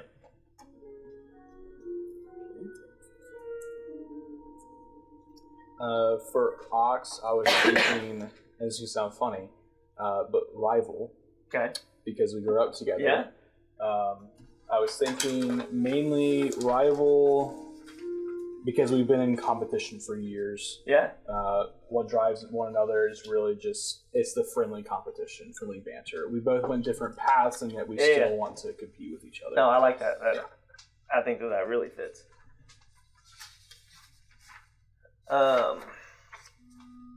Thaddeus, I feel like I would view you as a confidant. Just because I think we're both interested in the same sort of knowledge gathering and intuition, all that kind of stuff. And so, like, I feel like if I find things out, you're the first person that I would tell. And I might be cautious around others, but because I respect your respect of knowledge, I feel like I can trust you with information. Cool. Because of your respect of information. Yeah, I like that, and I was thinking that I'm a very conspiracy theory focused person, and I am tired of doing that alone. And so I was thinking it was possible if I hired you in as like you're somebody who looks for artifacts and is like really set on exploring and all of that. That was like finding you and getting connected with you was like, oh, I'm going to take this out of my basement. I'm not just doing this over books anymore, but now here's somebody who will like actually go out and explore things with me. And so, then you like wanting to spill that and share very much fills that relationship. That's sick. So that's coworker. You've employed me? Yeah. Yes. No, that's sick. I think that fits really well. Dan, I think with you, Thaddeus. Yeah, I meant you are Thaddeus. Yeah. I think with Thaddeus, I think I would probably say enemy. And I think I would go with number one, you disagree on a fundamental belief. What is it? And then I would also go with number 5, you two share a common enemy. Who is it? So I would say we have like a mutual respect because we're both on the team fighting the bleed and the magic. But at the same time, would you say that you rant a lot? Oh, yes. Okay, so I've heard you rant about such and such things.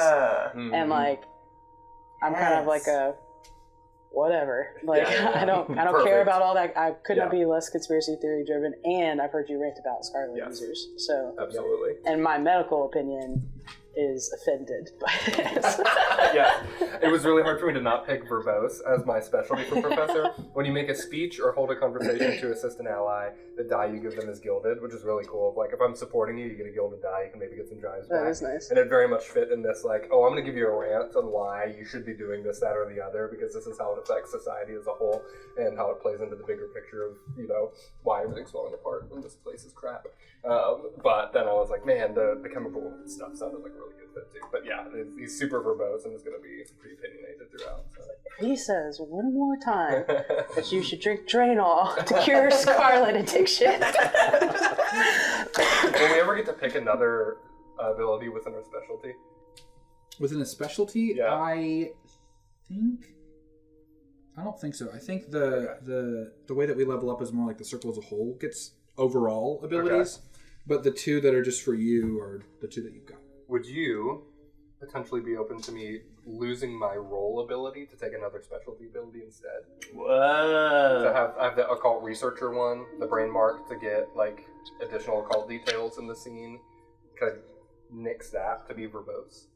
Maybe it's a level up. Like you're saying, like you would basically have 2 specialty abilities. 2 specialties, 0 role. Sure. Sweet. I think that fits my mindset a lot better for this character too. I'm afraid I'm going to forget all these character notes, but I'm not sure what to write down. What did we say? I love these little journals. For Thaddeus, I put you down as my mentor. After saving your life, you immediately invited me to come into this group, and I accepted, and that ever since then you've been teaching me the ropes, giving me some advice, showing me what's going on. So that was good. Sweet, yeah.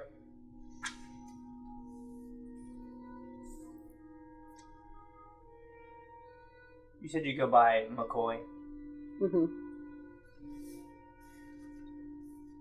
So Thaddeus said that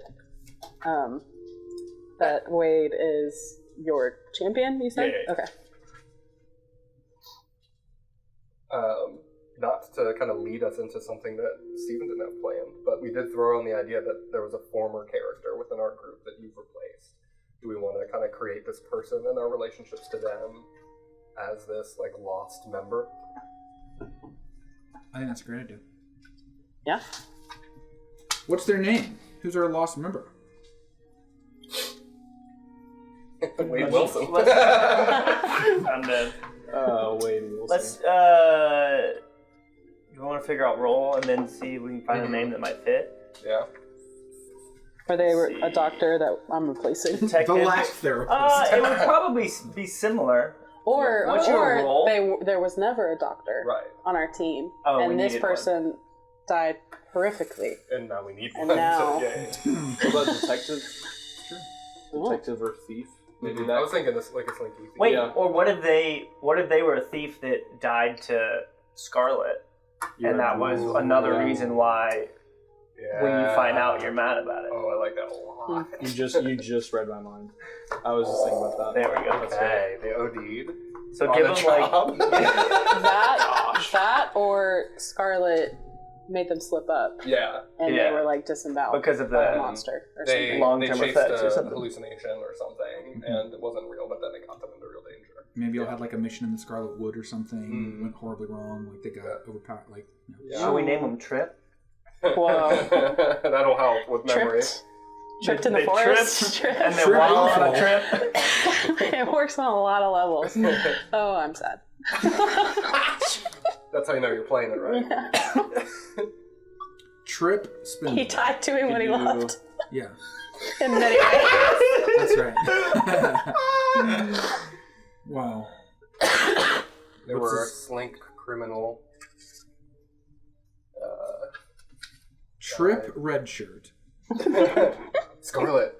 Scarlet Trip. Trip Scarlet. Scar shirt. Scart. Scar. Trip Scart. Trip skirt.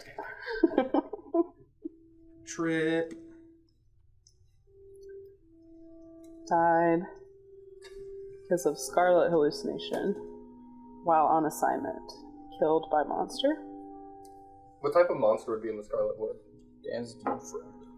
I'm so glad you asked. I mean, let's see. Let's just freaking. I mean, maybe. Scarlet. Said maybe he went too far into the. What did you call it? The chill, the freeze. Maybe he got frostbite chill. and died because it went the wrong way or something. I'm picturing what would be horrific for y'all to experience such that you would need mental health counseling. I mean, finding him frozen. would be Finding the horrific. frozen body of Yeah. a comrade would be kind of jacked up. Yeah. Are we close to the border of the cold? To where that would happen? Like, say we were on a past campaign, and now we're coming into this one. Yeah, I think that's totally reasonable.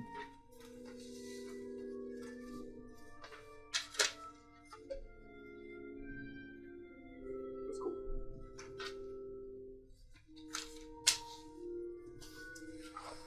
So he wandered away from the group. There's a creature called a Sawn Eater that's pretty terrifying. Good God. It devours sound. Oh, so it's a quiet place. Yeah. Oh. This creature has a sleek, black, bat-like body covered in iridescent scales that refract the light around it, rendering the beast effectively invisible. It devours sound, causing an eerie silence to follow it everywhere it goes. Those who speak in its presence will quickly lose their voice. So it could be that he called for help and you couldn't hear him, and then it got him. Well, Spoopy. Yeah, I imagine him hallucinating and yelling things out while he was chasing his hallucinations. Spoopy. got him. Yeah. Mm-hmm. Yeah. what's it called? It's called a Sawn Eater, Sonneater. And he had a great voice.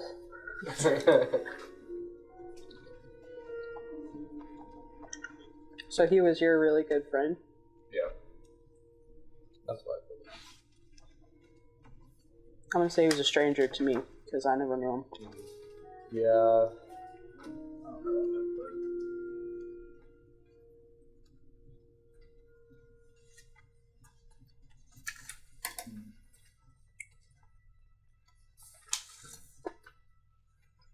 is my belief. Oh no, not Trip. Oh, he's gone. Dang it. How do I go on? Alright, guys, let's go back. That sucks. Your bravery inspires me. So you can just pick back up. Wow. Resilient. I liked it. No, that is actually it's an interesting dynamic because you're torn. It's like I hated him, but also nobody deserves to go out. Did y'all do anything like this for the other campaign? Mm-mm. I feel like this is super fun. It is, yeah. And it helps like jump into it. Oh, for sure. Mm-hmm.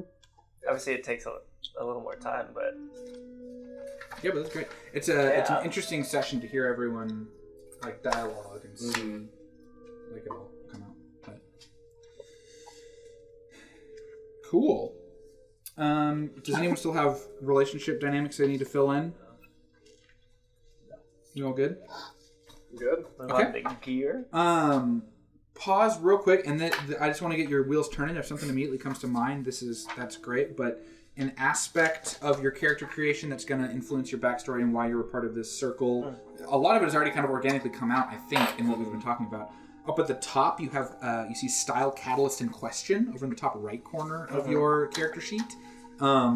Style is literally like play style. Like, are you the Joker? Are you like not Batman? Like, are you the jokester? I should say. Why so serious? You could be the Joker, I guess.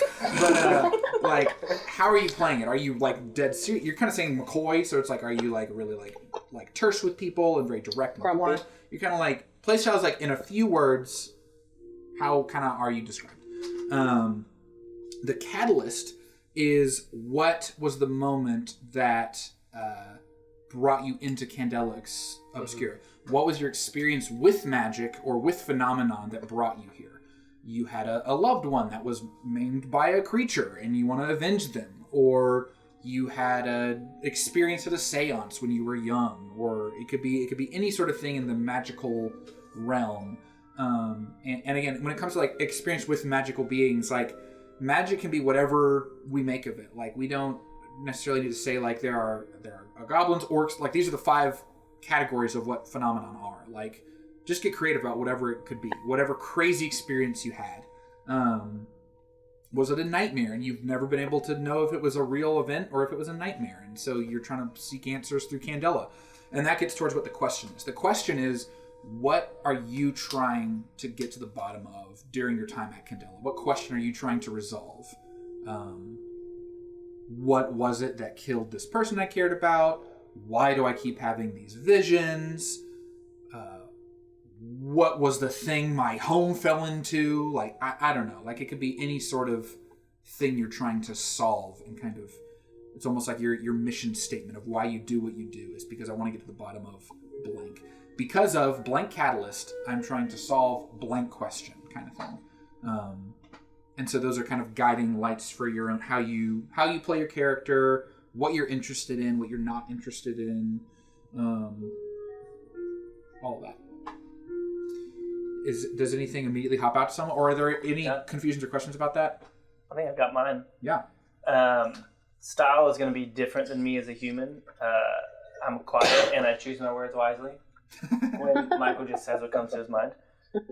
Have any of y'all seen Lock and Key on Netflix? So there's like these keys that have magical powers, and one of them you can put in the back of people's heads and you can access their memories. So you can go into your own head, but if you get locked in there, your body is just like sitting still and not like doing anything. So I'd say my mother was scarred 4 times and is now in a coma, but is kind of just like sitting, like seems aware and awake and alive, but no response whatsoever. Like, was she a part of Candela before you, and like right? Through her experiences? And so through her scars, like something happened when I was growing up. I would say probably later on, and maybe when I was in university, this happened, and so she's just sitting there, eyes open, seems aware but not there. And my question is like, can I find some way to free my mother from, if this is magical, like whatever it was, is there a way that I can maybe uncover spell or ancient story that I find through obscure lexicon that can help her. That's really cool. That's great. Anyone else? Yeah. Style is jaded conspiracy theorist. Catalyst was somewhere earlier in my life. I heard a ghost, like in its motivations, it expressed that it was like getting revenge, and so that has kind of like shifted me to see that all of the issues with like Old Fair and any of these like ghostly issues, evil issues, anything about New Fair that's like crap, that has happened because of how horrible people are. If a ghost is wanting revenge on somebody who's alive, it's because that person did bad things with their life. Like, so I'm quickly judging other people on the way that, well, what they're doing with their life. And the question I have then is like, what can I do with my life to not cause more issues, to not cause these like Old Fair things, to not be the reason why New Fair is falling apart or has these kind of blips of evil popping up. Great. Yeah.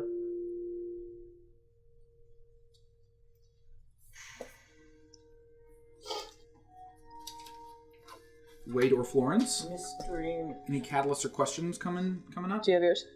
I have mine, but if you'd like to get it. Okay. My catalyst event was during the war. I was on the northern front, and it was in a snowy area somewhere, and we were in the middle of a skirmish, and one of my soldiers went down in my platoon. And so I, was doing the thing that I do, running out and grabbed him and was pulling him into kind of a secluded copse of trees to the side. And I was frantically trying to stabilize his wound. And I suddenly noticed like a glowing red light coming from somewhere. By the time I noticed it, it was really bright. And when I looked, suddenly there was a huge crack in the snow, and it opened into this like hellscape kind of thing in the crack, and this almost goat-like demon crawled its way out with its huge hand, grabbed the guy, and like dragged him down into the the crevice. And I was frozen in horror, and as the demon grabbed the guy and tried to pull him in, the soldier was coherent enough to look at me and say, "Help me." And I was shocked into movement and tried to lunge and grab him, and I just missed his hand, and he was pulled down into the crevice, and the last thing I saw was his terrified face, and then the demon just smiling at me. And then the crevice closed, and I just jerked my hand back. And I kind of just sat there for like an hour, not knowing what to do, and finally crawled my way back to the camp. And I thought no one would believe me. And that's when my scarlet addiction started, was that night, trying to get the memories out of. So my question is, what the hell? Literally. Have you guys seen Drag Me to Hell? Yeah. Yes. Oh, yeah. Okay, I'm picturing the Lamias from that scene in the opening. Uh-huh. I love it. What's your style? My style is grumpy, but hard. So my other question is, how can I save as many people as possible? Yeah. So grumpy, but really good heart underneath. Yep. Nice. Nathan? So for my playstyle, I did Charismatic Protector. Ooh. My catalyst. So as only one person at this table knows, I was a previous occultist. Everyone close your ears. In my past life, I was an occultist who witnessed my parents during a traditional ritual that we would perform. Yeah. A little seance. Just a family. Just a typical family. Hold hands. It was fun. Dear Satan. I pledge allegiance to the flag of the red. During this ritual, however, it went horribly wrong, and I witnessed my parents being brutally murdered by this demon. This then led me to go and join the infantrymen and go off to war. Which then apparently we met. We were able to talk about it. That's how you know my past life. The question that I have is just how can I see my parents one last time? So, tracking some of the timeline stuff, which is really neat. You have military experience. You two met within the military. Yep. You joined Candela, which is us. Yep. And then joined us for a bit separate from McCoy. Mm-hmm. And then after Tripp died, you kind of connected us to McCoy. And McCoy came in later. So y'all are like even reconnecting within this assignment. Now hand in hand throughout the Candela stuff. That's really cool. And maybe you were the first person in our like confidential counseling sessions to say like, you told me about the occult stuff, and that was a revolutionary moment for me because I realized, oh, so that this is a thing. Yeah, because it's secret, right? Like, not most people don't know about the magic and the fade, right? Or the I know about it. Yeah, it would be a thing. Like, I know about it. if either of y'all tried to talk to people about it, it would be like, you're crazy. It's not a common. Yeah, I mean, growing up, because we grew up together, it was very not apparent that I was part of a cult. I dressed normal when I went outside, but then I put on the robes when I went inside. Inside robes. This is my smoking other people robe. I feel like we probably believe that it's true. Oh, yeah. I don't think I have tangible evidence of it, and I want to find the tangible evidence of it. But I also blame anyone who's like adjacent to it for it anyway. Yeah. That could bring up an interesting moment. I turn into Like, I feel like I definitely would believe it from writings that I've discovered, but same thing, like you said, it's just like nobody would believe the fact that I believe that. So that, if that comes up, that'll be interesting. Mm-hmm. I love it. Cool. That's great. That's Catalyst and Questions and Styles. You said style? Just charismatic protector. Cool. Are you picturing like Captain America, like Steve? A little bit. I could do this. But I mean, now. Yeah, I like that. So my idea with it is that this my occultist character will have a completely different style. Like everything about this character will die. Nothing will remain the same, except for the. I kind of want to even with relationships, they just immediately change. So the idea is like a Captain America-esque person, and then when the occultist comes out, it's like the complete opposite. Scarlet Witch. Scarlet Witch. Whoa. There you go. Bada bing, bada boom. Whoa. Bada bing, baddy boom. Gabagoo.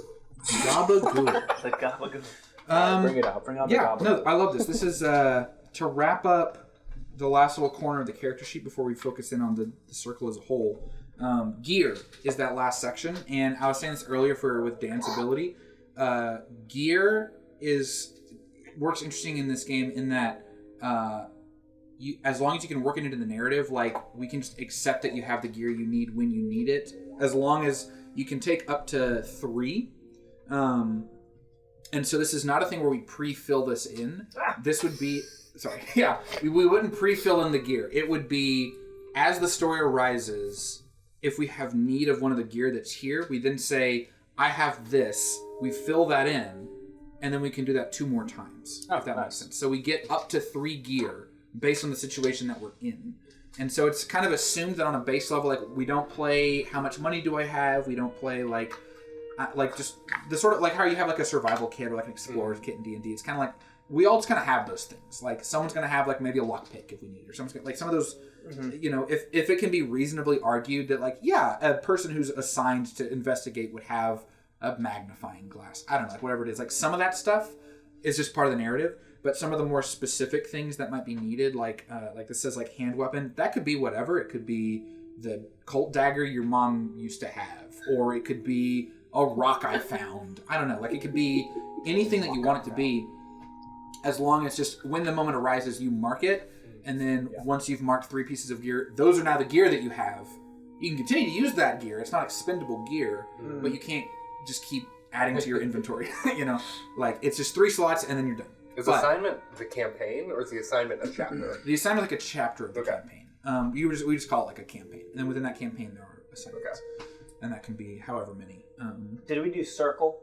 No, that's going to be our last step. Okay. Can I ask one more question? Please. Is that so? Does our gear change out over assignments, or it stays the same? So at the end of the assignment, we would erase those again. Okay. And then for the next assignment, we could say it's all new gear. It's totally different stuff. Can I ask what bleed detector is? Yes. So bleed detector, bleed is the magical essence. Breaking. It's sleeping through the thinnings into our world. And so a bleed detector, if we arrived at a gnarly murder scene, you could pull out a bleed detector to say... Like an EMF? It's like their blood is really... And it could look like whatever, like... a bleed detector is just something that's been affected by magic and can now detect magic. One of those nuclear things.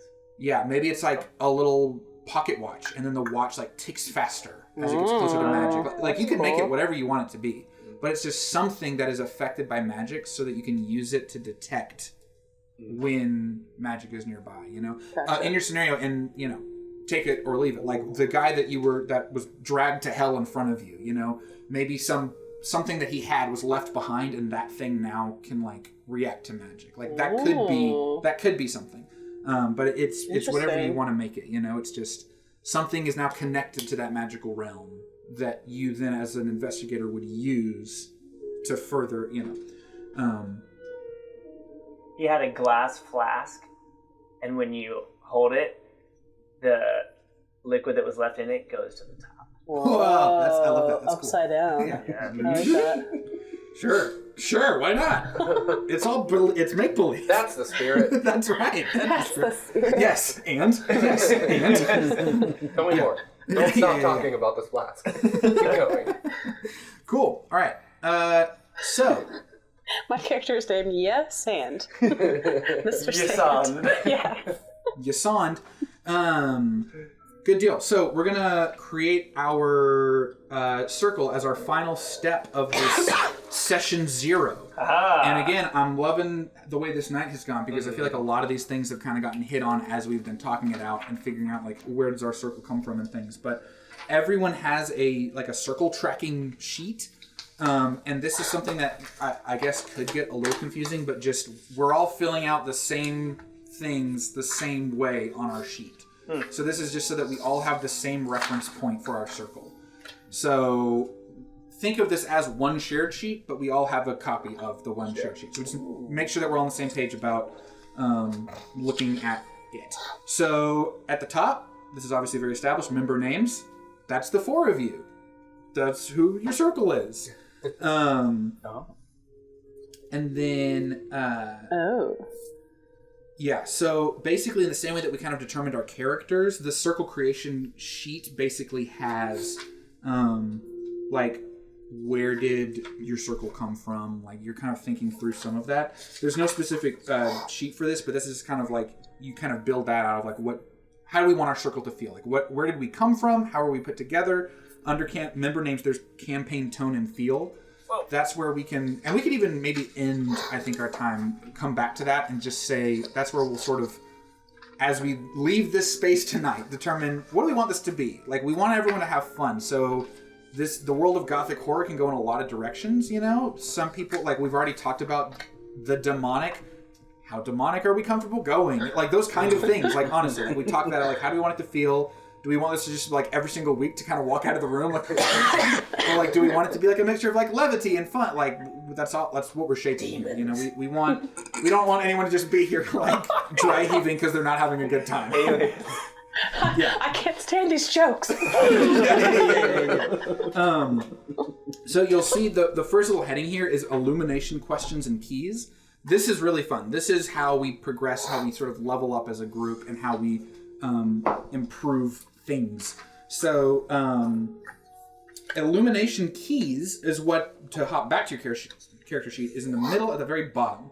Every single character has character-specific illumination keys, and they're just very generic headings.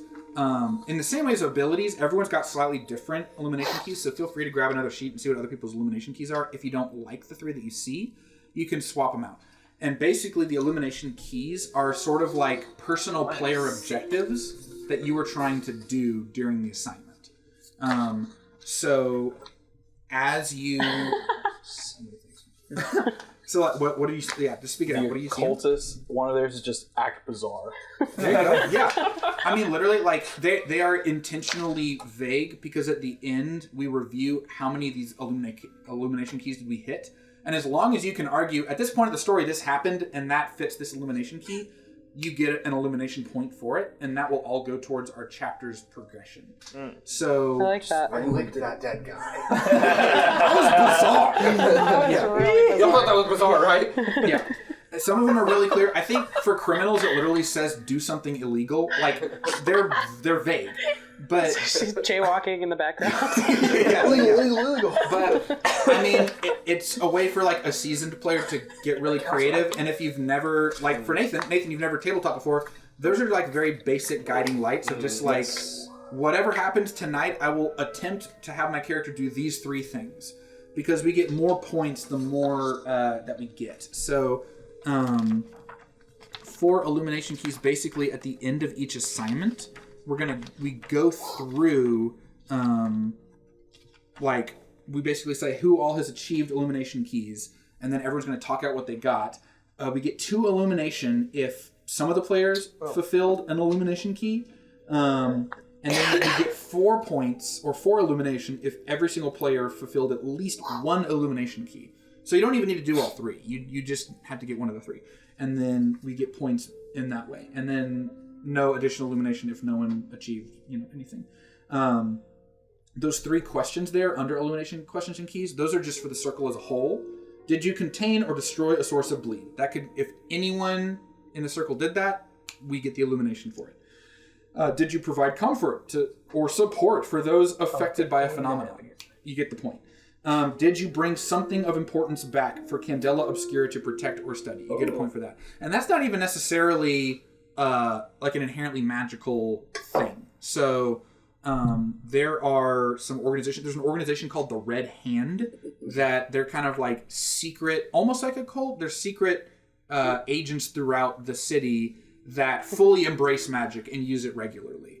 And so they are like sort of the other end of the spectrum of what Candela Obscura is. Like Candela Obscura is like, magic is dangerous, it's corrosive, we need to shut it down. The Red Hand is like, there's so much power here, what can be learned from it, let's do more with it, let's use it. And afterwards, I can send out, like, as we fill out our backstories, there's a lot of interesting organizations that we might want to kind of weave our backstories in and out of like, we were parts of these things, and so we can get into all that later. It's just, there's a lot of it, and so I don't want to overwhelm us all in the first night. So, but the Red Hand, it could literally be like, we captured the leader of this chapter of the Red Hand. Like, that could be something of importance we brought back, like anything of, we found a book that just chronicled, like, moments of magical occurrences. There's nothing inherently magical about that book, but it's useful. So that would count. And so we get a point, we could get a max of 3 points at the end of an assignment if we did all 3 of those, and then we could get another max. So basically, per assignment, we could get up to 7 illumination. Wow. So over on the right side, you see the illumination track. It's this circle of circles. Each illumination is a circle that we fill in. Wow. These bolded circles, yeah, it's so much coloring in this game. The bolded circles are milestones, and so you kind of get a sense of when we talk about the long game. Like leveling up takes at least 3 assignments, basically. Oh, it's like a clock. And so the bolded circles only come into play with a very specific circle ability. It is resource management over on circle abilities, but we are going to decide a circle ability that we want our circle to have out of the gate. Each time you level up, we gain a new circle ability that we add to our circle. And so, I guess, before we get any further, we can decide what is the circle ability we want to start with. And these are kind of umbrella abilities that are floating over your entire circle. Any one of you can tap into this circle ability. I think one that fits really well narratively with where we're at so far is Nobody Left Behind, because we've already lost a member. Yeah. When a member of your circle drops incapacitated from taking too many marks, whenever we try to help, we get extra dice to try to help prevent them from being lost. Mm-hmm. How can we help? Help? I mean, mechanically, it would literally be you add a die, but narratively, up to you. So if we think that somebody's about to get a scar, then we would use a thing to help for Nobody them Left Behind specifically, it would be they have gotten their 3rd mark and they drop incapacitated. That's how that one would work. So when you get any scar, you're down for the count. In this situation, it would be like we might be deciding to leave them behind because we might go down. I misinterpreted incapacitated as dead. So incapacitated just happens after you get a single mark. So you're still alive after you're incapacitated. Okay. Yeah. I think that makes sense narratively. Yeah. Mm-hmm. And I mean, like, incapacitated is a weird one. It really does just depend narratively, like, moment to moment. Like, maybe if you got your third brain mark, you're incapacitated is literally just you have a panic attack. You're not helpful for a while because you're hyperventilating on the ground. You know, like, it doesn't necessarily mean you're unconscious. It's just in some way you are no longer, like, able to function for a period of time that will be determined, like, moment to moment. Like, it's very scene to scene, moment to moment. I liked that one, and then In This Together, which would help us gain drive points back. Yeah, I think both of those are good ones. I think Nobody Left Behind, though, really does fit a narrative. Did y'all see One Last Run?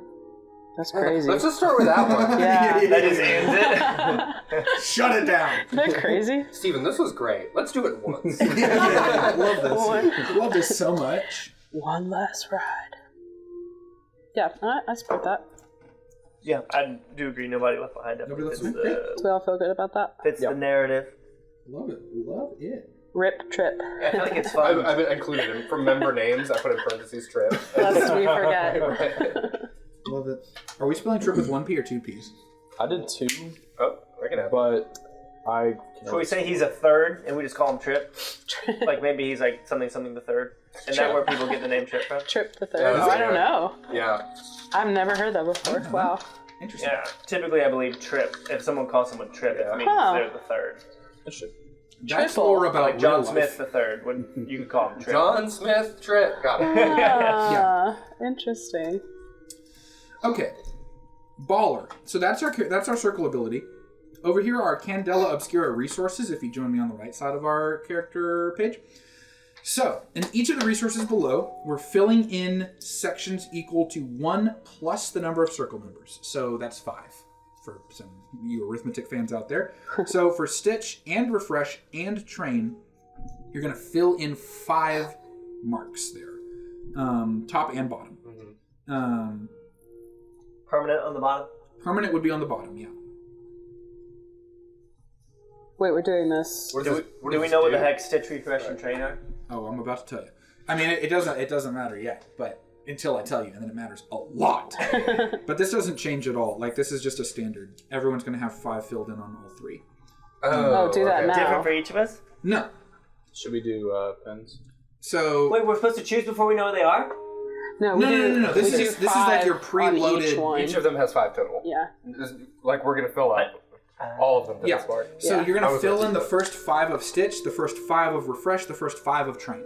Ah. Top and bottom? Top and bottom. Should we pen them? Bottom, the max will be the max will be permanent. The available will be pencil. You sound like Caleb right now. His favorite word is bottom. And I'm like, Caleb, that's not funny. Yeah, it's not. He's like, okay, bottom. And I'm like, oh my god.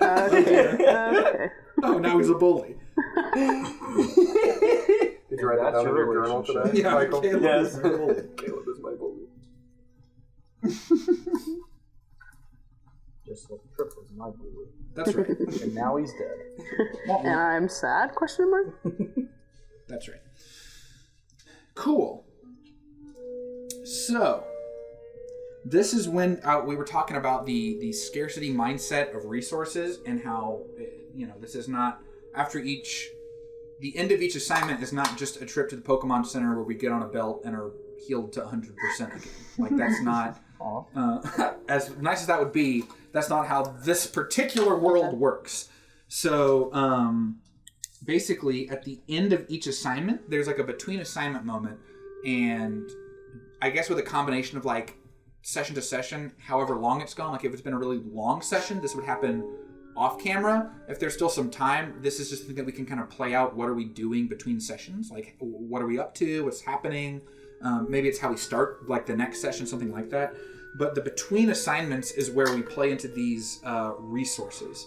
And so each resource does a different thing. So let me just make sure that I'm doing this right. I think I am. So the way that Stitch and Refresh and Train works is that Stitch is bada bing, bada boom. Yeah.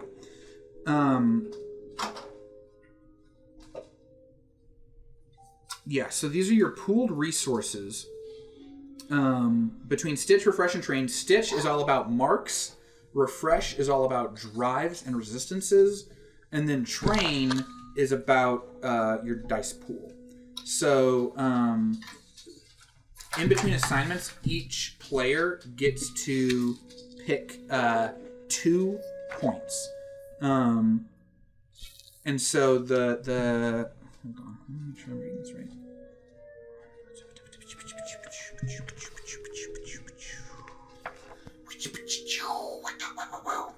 Yeah. So at the end of it, let's say it's the end of an assignment, we're all regrouping. We decide between Stitch, Refresh, and Train what we want to do. Every single player can spend 2 resource points from this resource pool between Stitch, Refresh, and Train. Stitch clears all marks for 1 player. Refresh recoups all the used drives and resistances for 1 player. And then Train, you take a d6 that you can use on any roll in your next assignment. So you have a bonus die that floats beside your character sheet that you can apply to anything you want. 1 person or all of us? 1 person. Or it's a d6 that can be used on any roll, so it could apply to any person. Gotcha. It's available to... Yeah. And so, but what that means is that if we went around the circle, 4 people, and everyone for 1 of their resource points did Train, then we would erase 4 of these marks, which means that we would then only have 1 Train left. But then we would have 4 bonus d6s for the next assignment. So you could do that. But again, it's pooled resources, and they don't replenish until we fill the illumination track. So okay, we however many assignments it takes us until we get 7 of the points. However many until you fill the circle entirely. So however much that is. The whole illumination circle? The whole entire illumination circle. Yeah. Oh. Yeah. So milestones are those bolded circles, and they only come into play with the resource management one. Okay. And even that, you only get back 1 of each. So yeah, when the illumination track is completely filled, all of your resources replenish. Okay. But now 1 point of Stitch does heal in all marks for 1 person. It's not a whole table, but it's 1 person. Okay. So practically at the end of an assignment, maybe 1 person really got banged up, but everyone else is like, I have like a mark, but I'm fine.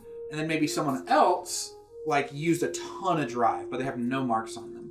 So that person, the person who used a ton of drive, wouldn't be benefited by using a Stitch, but they would be benefited by using a Refresh because they get their drives back. So at the end of each assignment, we have to play a group game of resource allotment because you don't want to deplete any one track too quickly. But we're just determining, okay, does anyone really need Stitch? Did someone manage to get 2 scars in their first assignment? Let's use Stitch and lower all their marks because they're not doing well. You know. Does Stitch get rid of scars? No, just marks. Just right? marks. Oh, okay. Your scars. So if they were close to getting another scar. Yeah. If they were close to getting another scar, you'd want to help them out there. So, yeah. This is not like a game of like, okay, I mean, even like if we were at the end of an assignment and someone had like 1 mark in all 3, even in that scenario, it might not be worth taking a Stitch yet because it's like you still got a ways to go. I made it through 1 assignment with only 3 marks. Let's hope it stays spread out, like that kind of mindset. Yeah.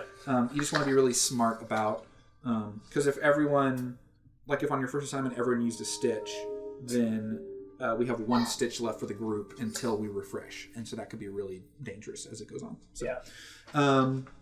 That's how the research works. And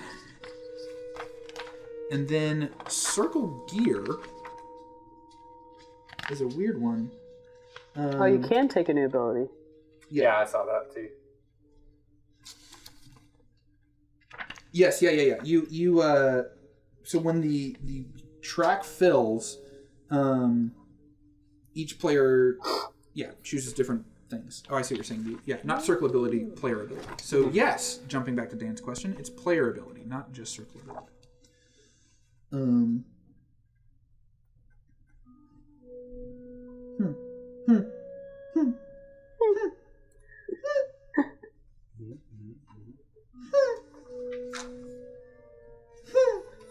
Yep. Okay. Good deal. So that's that. Any other questions there? Because I also confused myself a little bit going through that one, but that's okay.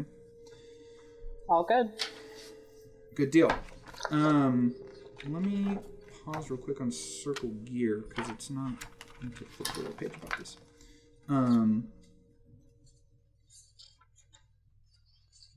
Circle gear is a collection of gear that is available to the entire circle of investigators. Just like the gear on an individual character sheet, you should only select it as needed. When you expend the slot next to the blank gear line on your character sheet, you can record this item and declare that you have it with you. If you select a piece of circle gear, then it is no longer available for another player to choose during this assignment. You can find additional gear that you might acquire as an individual investigator, or as a circle on page 190. Great.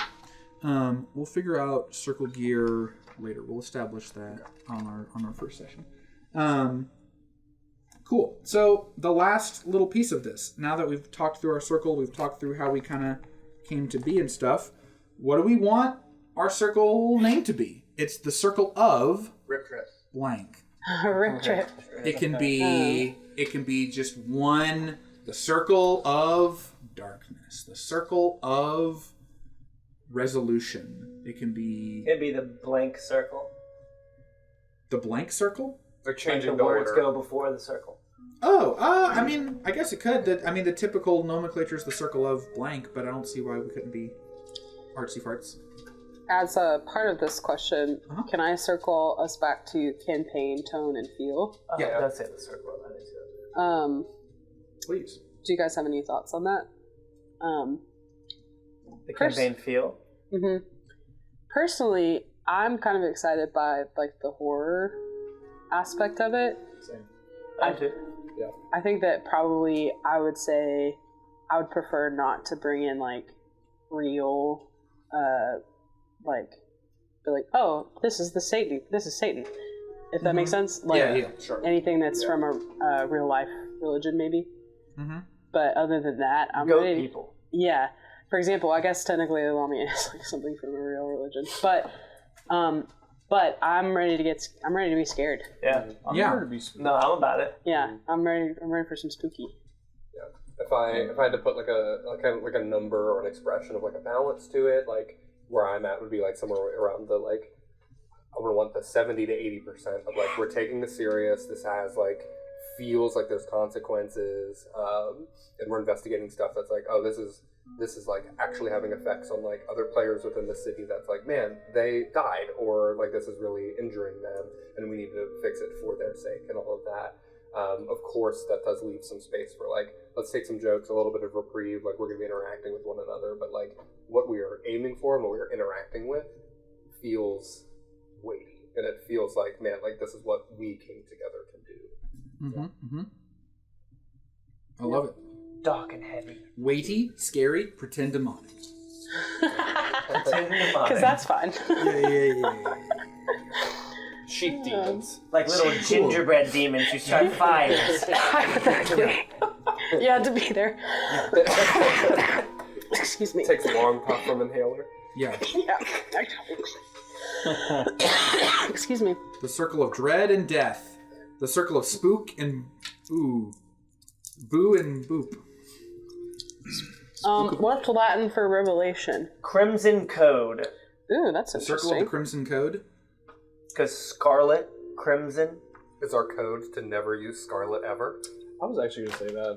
I think we're A circle of fighting. We're no fighting scarlet against ever. the effects of scarlet. Yeah. What if So- scarlet is the gateway to the underworld? Come on. Yeah. The circle. Now you're speaking my language. You got all that Drugs aren't anagram cool. crap in your backstory. You know what Yeah. I'm talking about. Rat Now I need to look up an anagram for The circle of Ratatouille. Were you about to say? red in Latin is rubrum. little room. It's kind of an awkward word to say. It is a little bit awkward. Rubrum. It doesn't really roll off the tongue. The circle of Red rum? broom. Red rum? Did you say red rum? That's what it sounded like at first. Red rum. I hate that. Scarlet in Latin is even worse. Coccineum. Boo!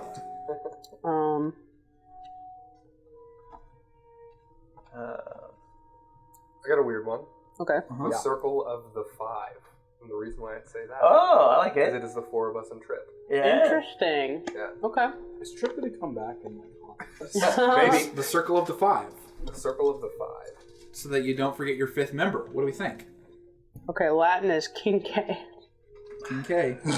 None of these are The kinky circle. epic. Did you Yeah. just- what are you doing? That is what it sounds like. Kincaid. I like the 5. Yeah. That's fine. Sounds good. I feel like It McCoy. could be the Circle of the Scarlet Five. We add some Scarlet in there. We got that red 5. Scarlet It's 5. But why would we? Because we're not pro Scarlet, That's right? true. Yeah. I mean, Yeah, we're not pros. If we say we are, he talks for a we're really not long running on a platform time. of pro Scarlet.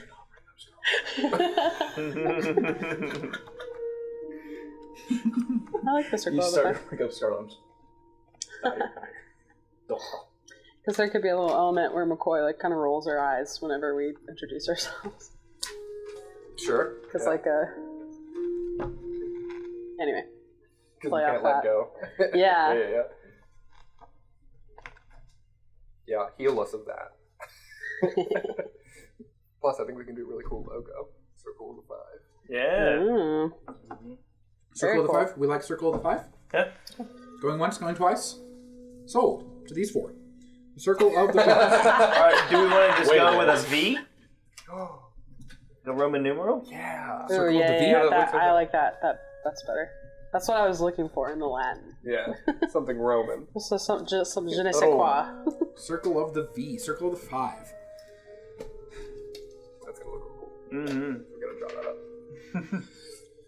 And then, lastly, this would have been smart for me to have printed out. But where do we want our chapter house to be located? And with that, also a question that I had: do we like the idea that we got together in New Fair? Was the chapter started somewhere in a distant land, and we're coming to New Fair for the first time? Did we? Is our chapter house located? We have the. I can easily find, if we want, like breakdown of all the different sections within New Fair. But this larger map, the chapter could be anywhere in all of this place. Okay. But it could be in New Fair. It could be up in the mountains. It could be in a secret tree, like Princess Bride. But Where is the fourth Pharos, or whatever it's called?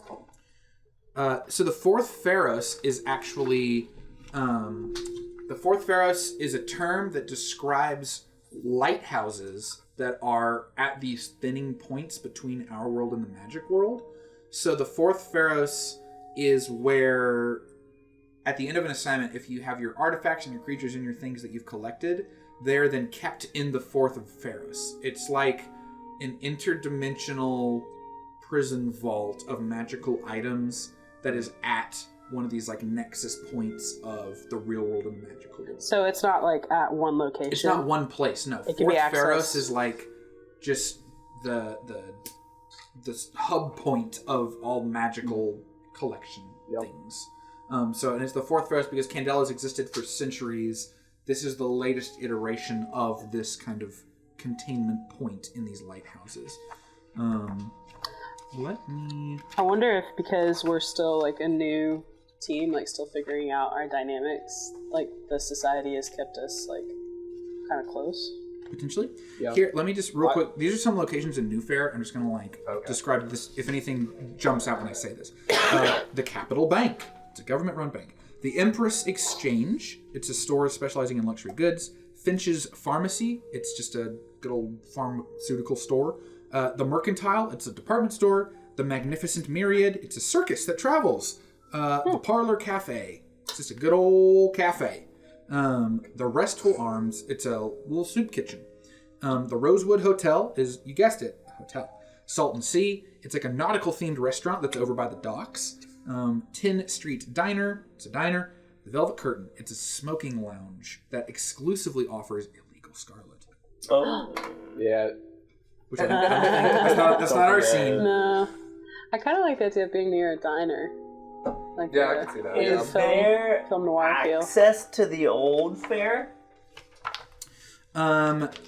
It would not be like y'all's chapter could be in a place that the people of New Fair don't know about, but like there's for your average citizens, there's no access into Old Fair. But if it's like we found like an abandoned, in the same way there's like old abandoned subway tunnels or like places you're not supposed to go that take you places, like a catacomb or something.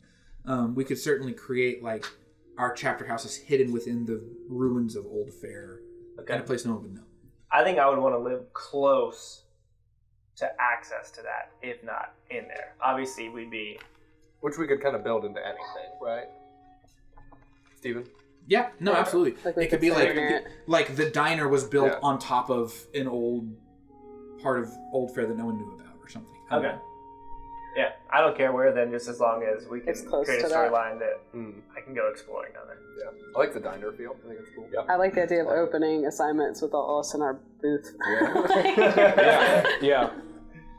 So for backstory, I was thinking we, for the sake of the narrative, coming from the Scarlet Wood from the last mission where Trip just died, and then we're heading into New Fair where we meet.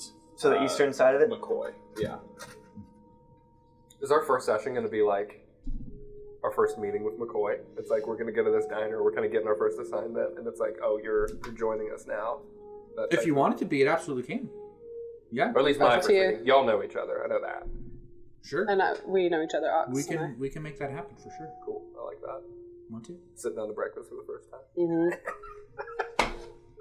Yeah. No, the booth is just a little too small. Is McCoy left-handed? Maybe. Elbows. Yeah, you always said this is on the outside. Yes, cool. So we're liking the idea of something near like the 10th Street Diner, some sort of chapter house in that general area. Okay.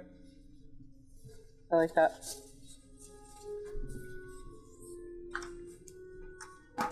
Very cool. Good deal.